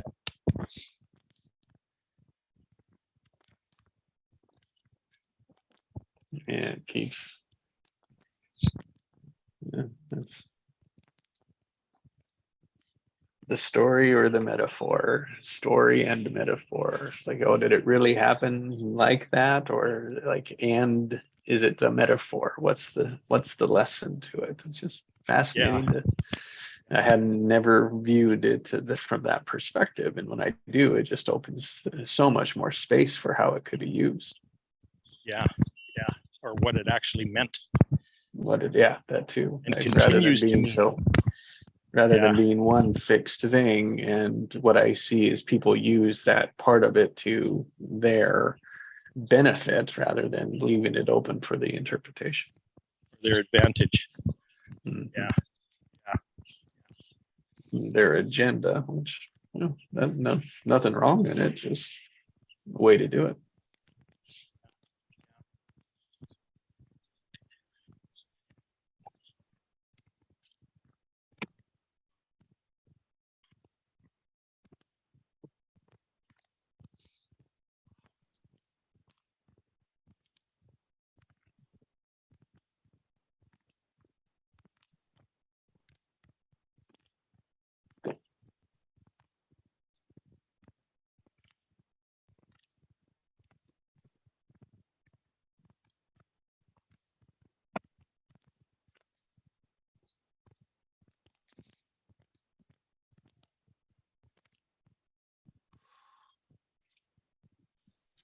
Mm.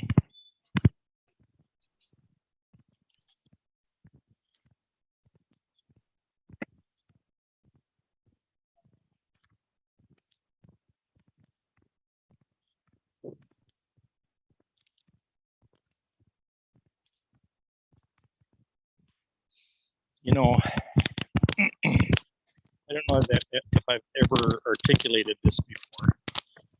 So I'm going to put it here because it's kind of in keeping with what we've been talking about. But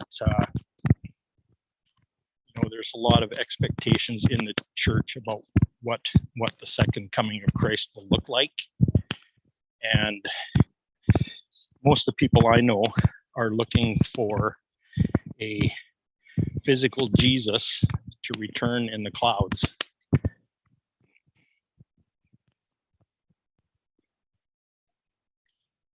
But what nobody considers is that Jesus was in a resurrected body when he ascended.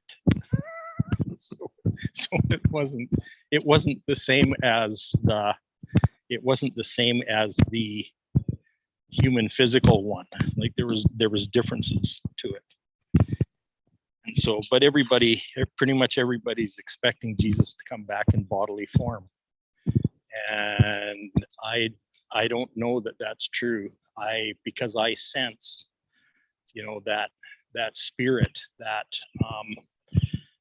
potential energy that I've been talking about the last 5 or 10 minutes, that's Christ consciousness, that's Christ energy, that's Jesus, that's the second coming.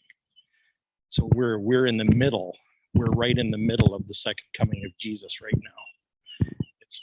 It's all of that potential energy that's building up on the planet right now. That's it. That's the Jesus spirit. That's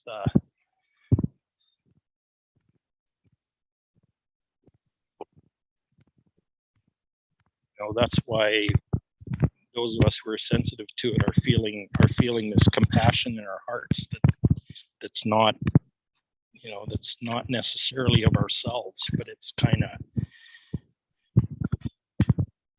of like we're gravitated towards it.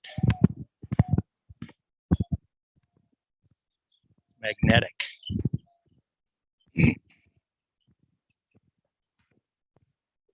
So that potential energy, that Jesus energy it's electromagnetic. It's changing everything and everybody. Mhm.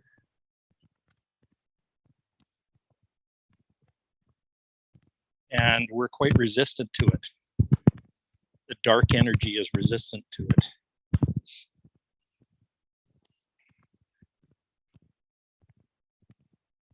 those inner conflicts are coming to the surface and showing up in society. So you're seeing things like a real polarity in politics, for example. That's a really good example of it. Mhm. That's the kickback. That's the resistance response to that benevolent, loving potential energy that's coming in. Oh, wow.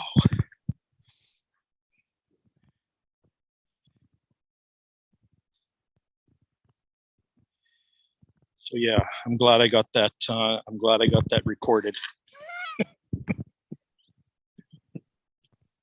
And yeah, I've always, I mean, and what are we looking for when that happens? Like the skies open up and that Jesus comes back. What does that do for us? Well, yeah. Yeah, What the way are it's been people painted- saying? Yeah, the way it's been painted is we get to escape this bloody mess, yep, and it's not that at all.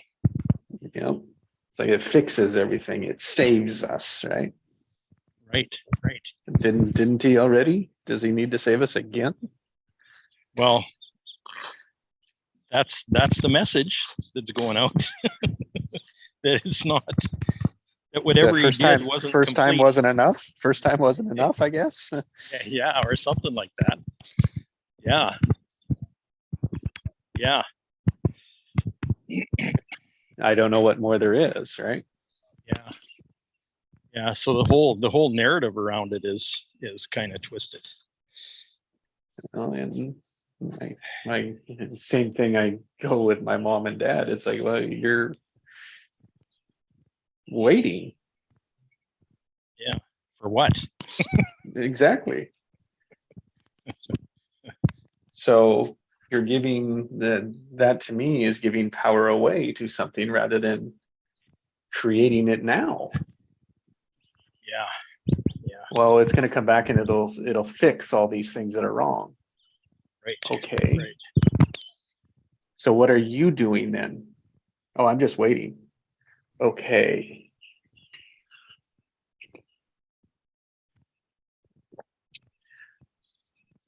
Okay. Preparing, right? Preparing for that return. It's like, okay. Yeah. Because it was funny in my little interview yesterday, I was reprimanded. He reprimanded me for preparing and recovering Mhm. and making myself ready. Like I got reprimanded for that. But what action are you taking? I'm going, that's a very proactive action right now. What I didn't tell him is that I'd tried all the other ones Yeah. and almost died doing it. So Interesting way to observe, right? What Yeah. different ways to go about it. I mean, in all reality, it is you're observing a coach-client relationship that's prevalent in the marketplace. oh yeah. Yeah, and it's doing more damage than good. Most That's of the it other part of it. It's appears to prolonging me the that agony. way. Yeah, it's pushing harder. Yeah, the answer is to push harder. And Delta, yeah, measurably different? Probably not so much. But you can at least point to it. Yeah.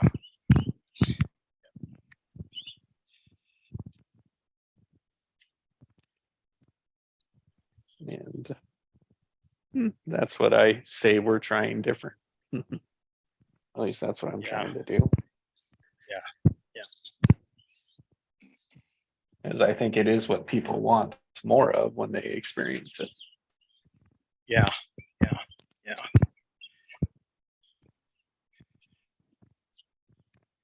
You know, and the truth of that only came to me when I was finally depleted.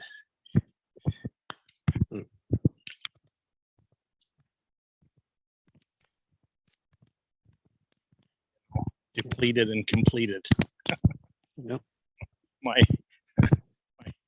my adventures came to an end because I found futility. Hardest lesson to learn is futility.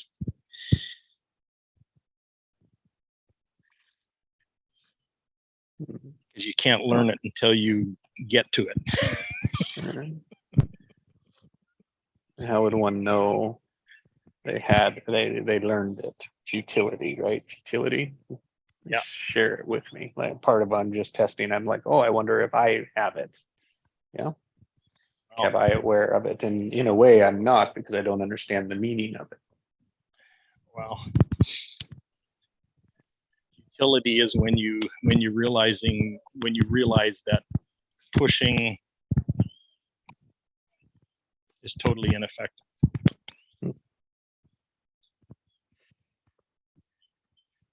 Like your pain and your suffering is actually in the pushing. Yeah, there you go. So, If yes, you, I if can. you stop pushing, the pain goes away. Right, there you go. which is very interesting. Mhm. Yeah. So I hear in that there's another way to do it. Yep.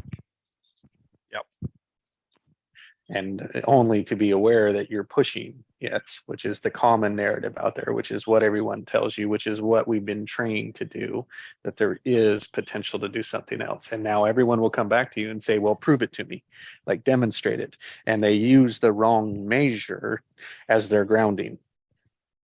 Yeah, correct. So they'll use success as the measure in which that matters. Right. And it's their version of success on top of that. Yep.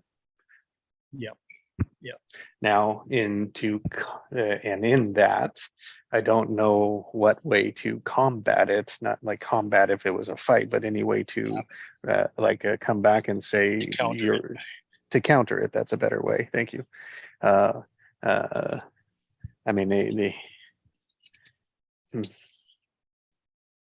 the only one is, are you really satisfied? Are you really whole and complete? And do you really enjoy what you do? Does that success give you that? And I mean, everyone is going to answer with yes.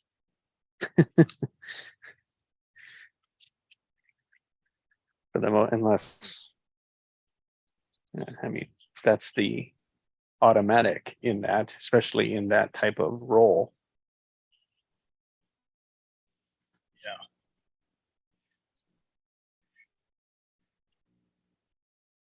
I mean, that's just another version of fake it till you make it. Yep. That's how you weed out. That's how you weed out the ready and the not.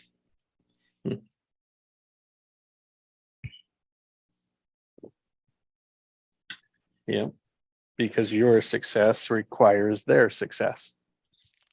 Right.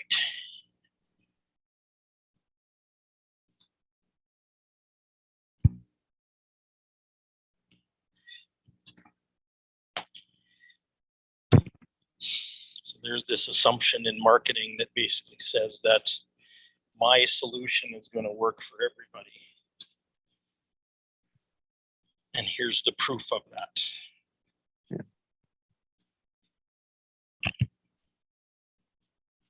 Okay. So and they can even say, well, it's only going to. They can show you a bank receipt or a check or something. Yeah.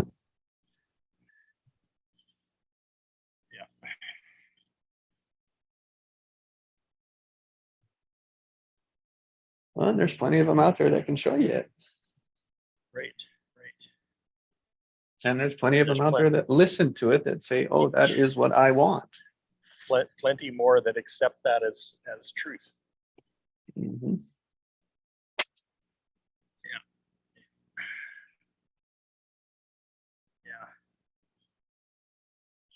over and over and over, just like a pattern. Yeah.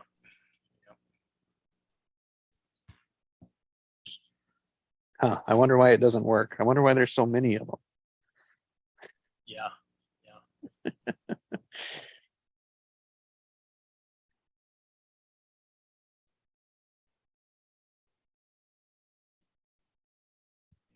wonder why a cookie cutter solution doesn't work for everybody. Why that one didn't work for me.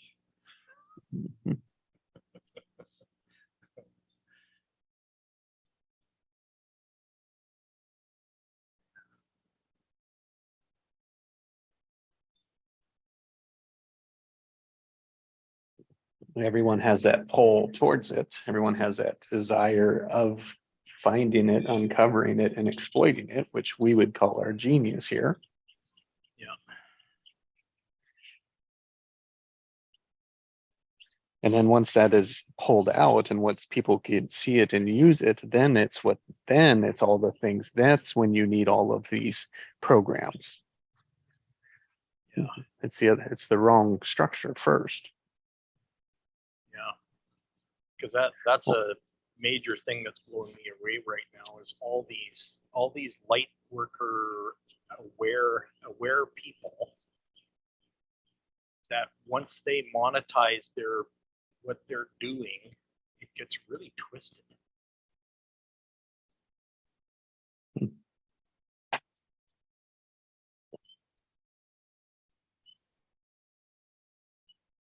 I agree. There's a certain standard and expectation to maintain. Yeah. It's incongruent with what they're doing. Hmm. With their practice. It's out of whack.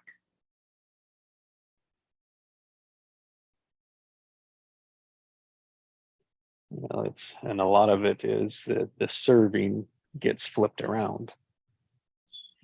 Yeah. The client is now serving the coach or the worker or the structure, right? Yeah. Rather than where it originally started.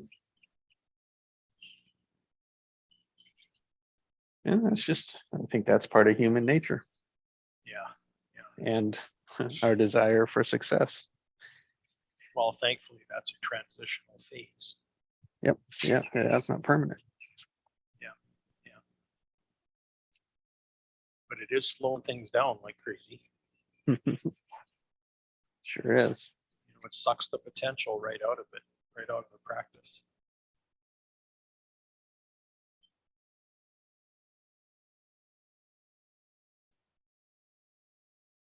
Because it means that you don't really believe what you're teaching. Yeah. Oh, wow. Yes. Hide behind the success. Yeah. Hide behind the success instead of living in the miracle Mhm. of it. Because that's what they're teaching. Mhm. Oh, wow. So believing the deception. Believing the counterfeit. That's a choice too.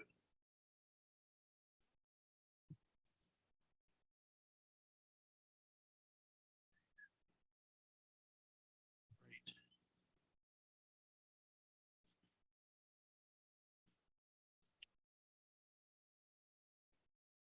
Yeah, believing that my practice is for the highest good. And using the proof of profit.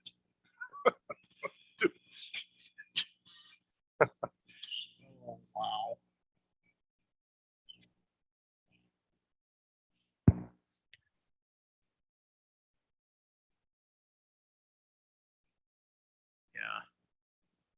Yeah. Exploiting my clients. Yeah. Wow.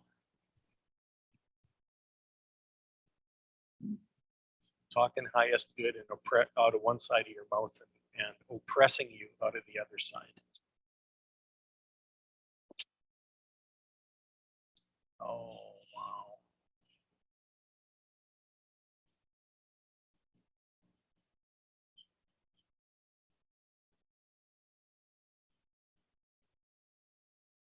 It's understandable.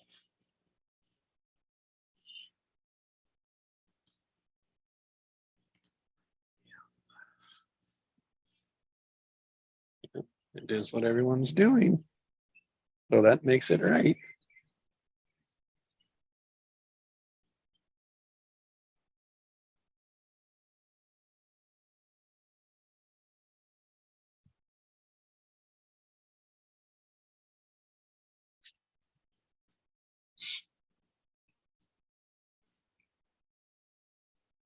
You know, one of the things that scares me about these gifts that I've realized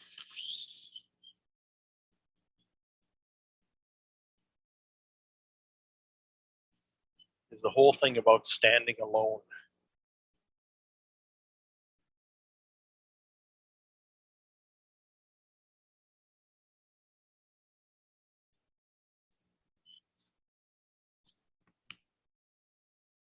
Uh-huh.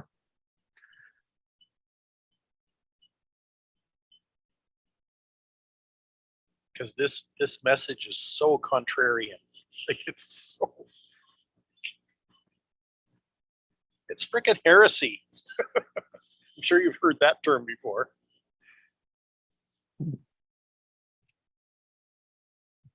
Don't know what it means. Well, heretics in church history were burned at the stake. Hmm.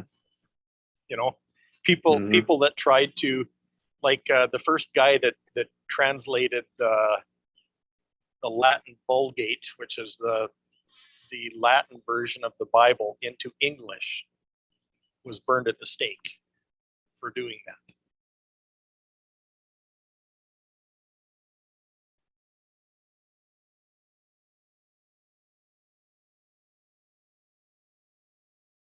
So that's a heretic. That's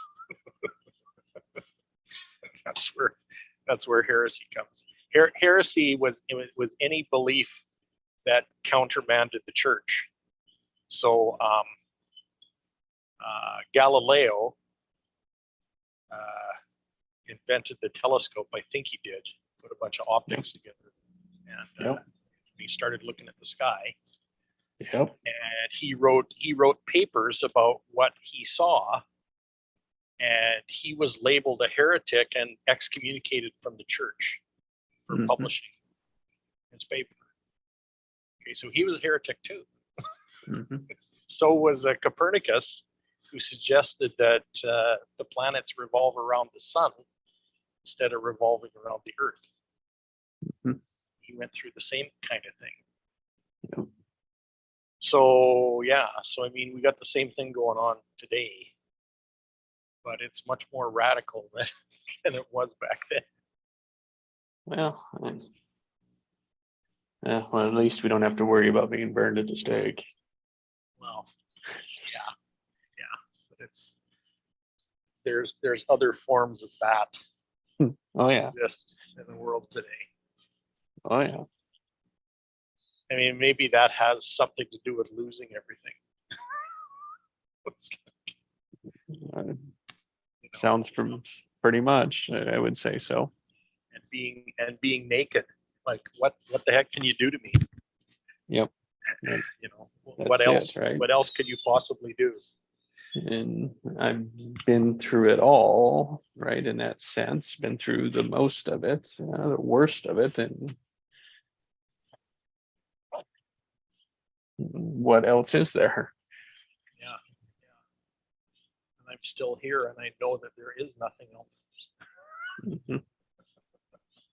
Yeah. Boy. Yeah.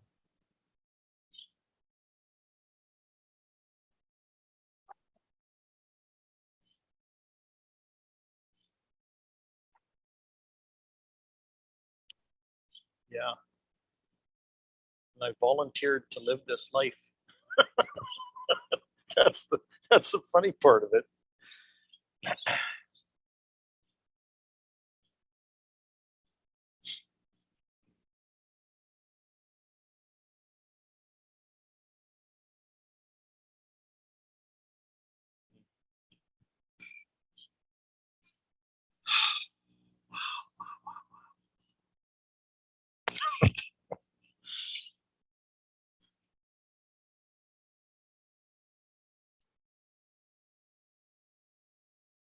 Hey, did you send me that link to? I did.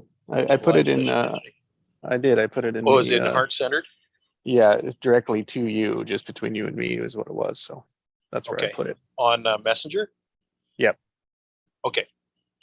Got it. Yep. Yeah. Yeah, because today's has been quite profound too. Want me to put today's in there too? Yeah, please.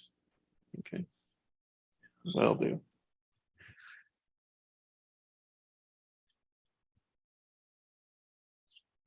All right, man. Well, I think I'm gonna start moseying out to it.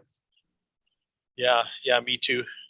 I need a shower before the class starts at 8. So 8 o'clock. Okay, there you go. Well, you go Yep. do that. yeah, I'll do that. All right. Hey, Craig, thank have a you. great Thank day. you so Thank you. much, Jesse. Oh man, Yeah. for the likewise. space and for I know you hear me at a very, very Mhm. deep level. And so I so appreciate that Mm-hmm. more than I can tell you. So Yeah. And it goes both ways, right? yeah, of course. Yep, it does. Yeah, you're welcome, man. Have a great day. Yeah, I love you lots, buddy. Yep. Man, love you too. Thanks. Okay. Okay. Go live a great Bye. one. Yeah, man, you too. Till next time.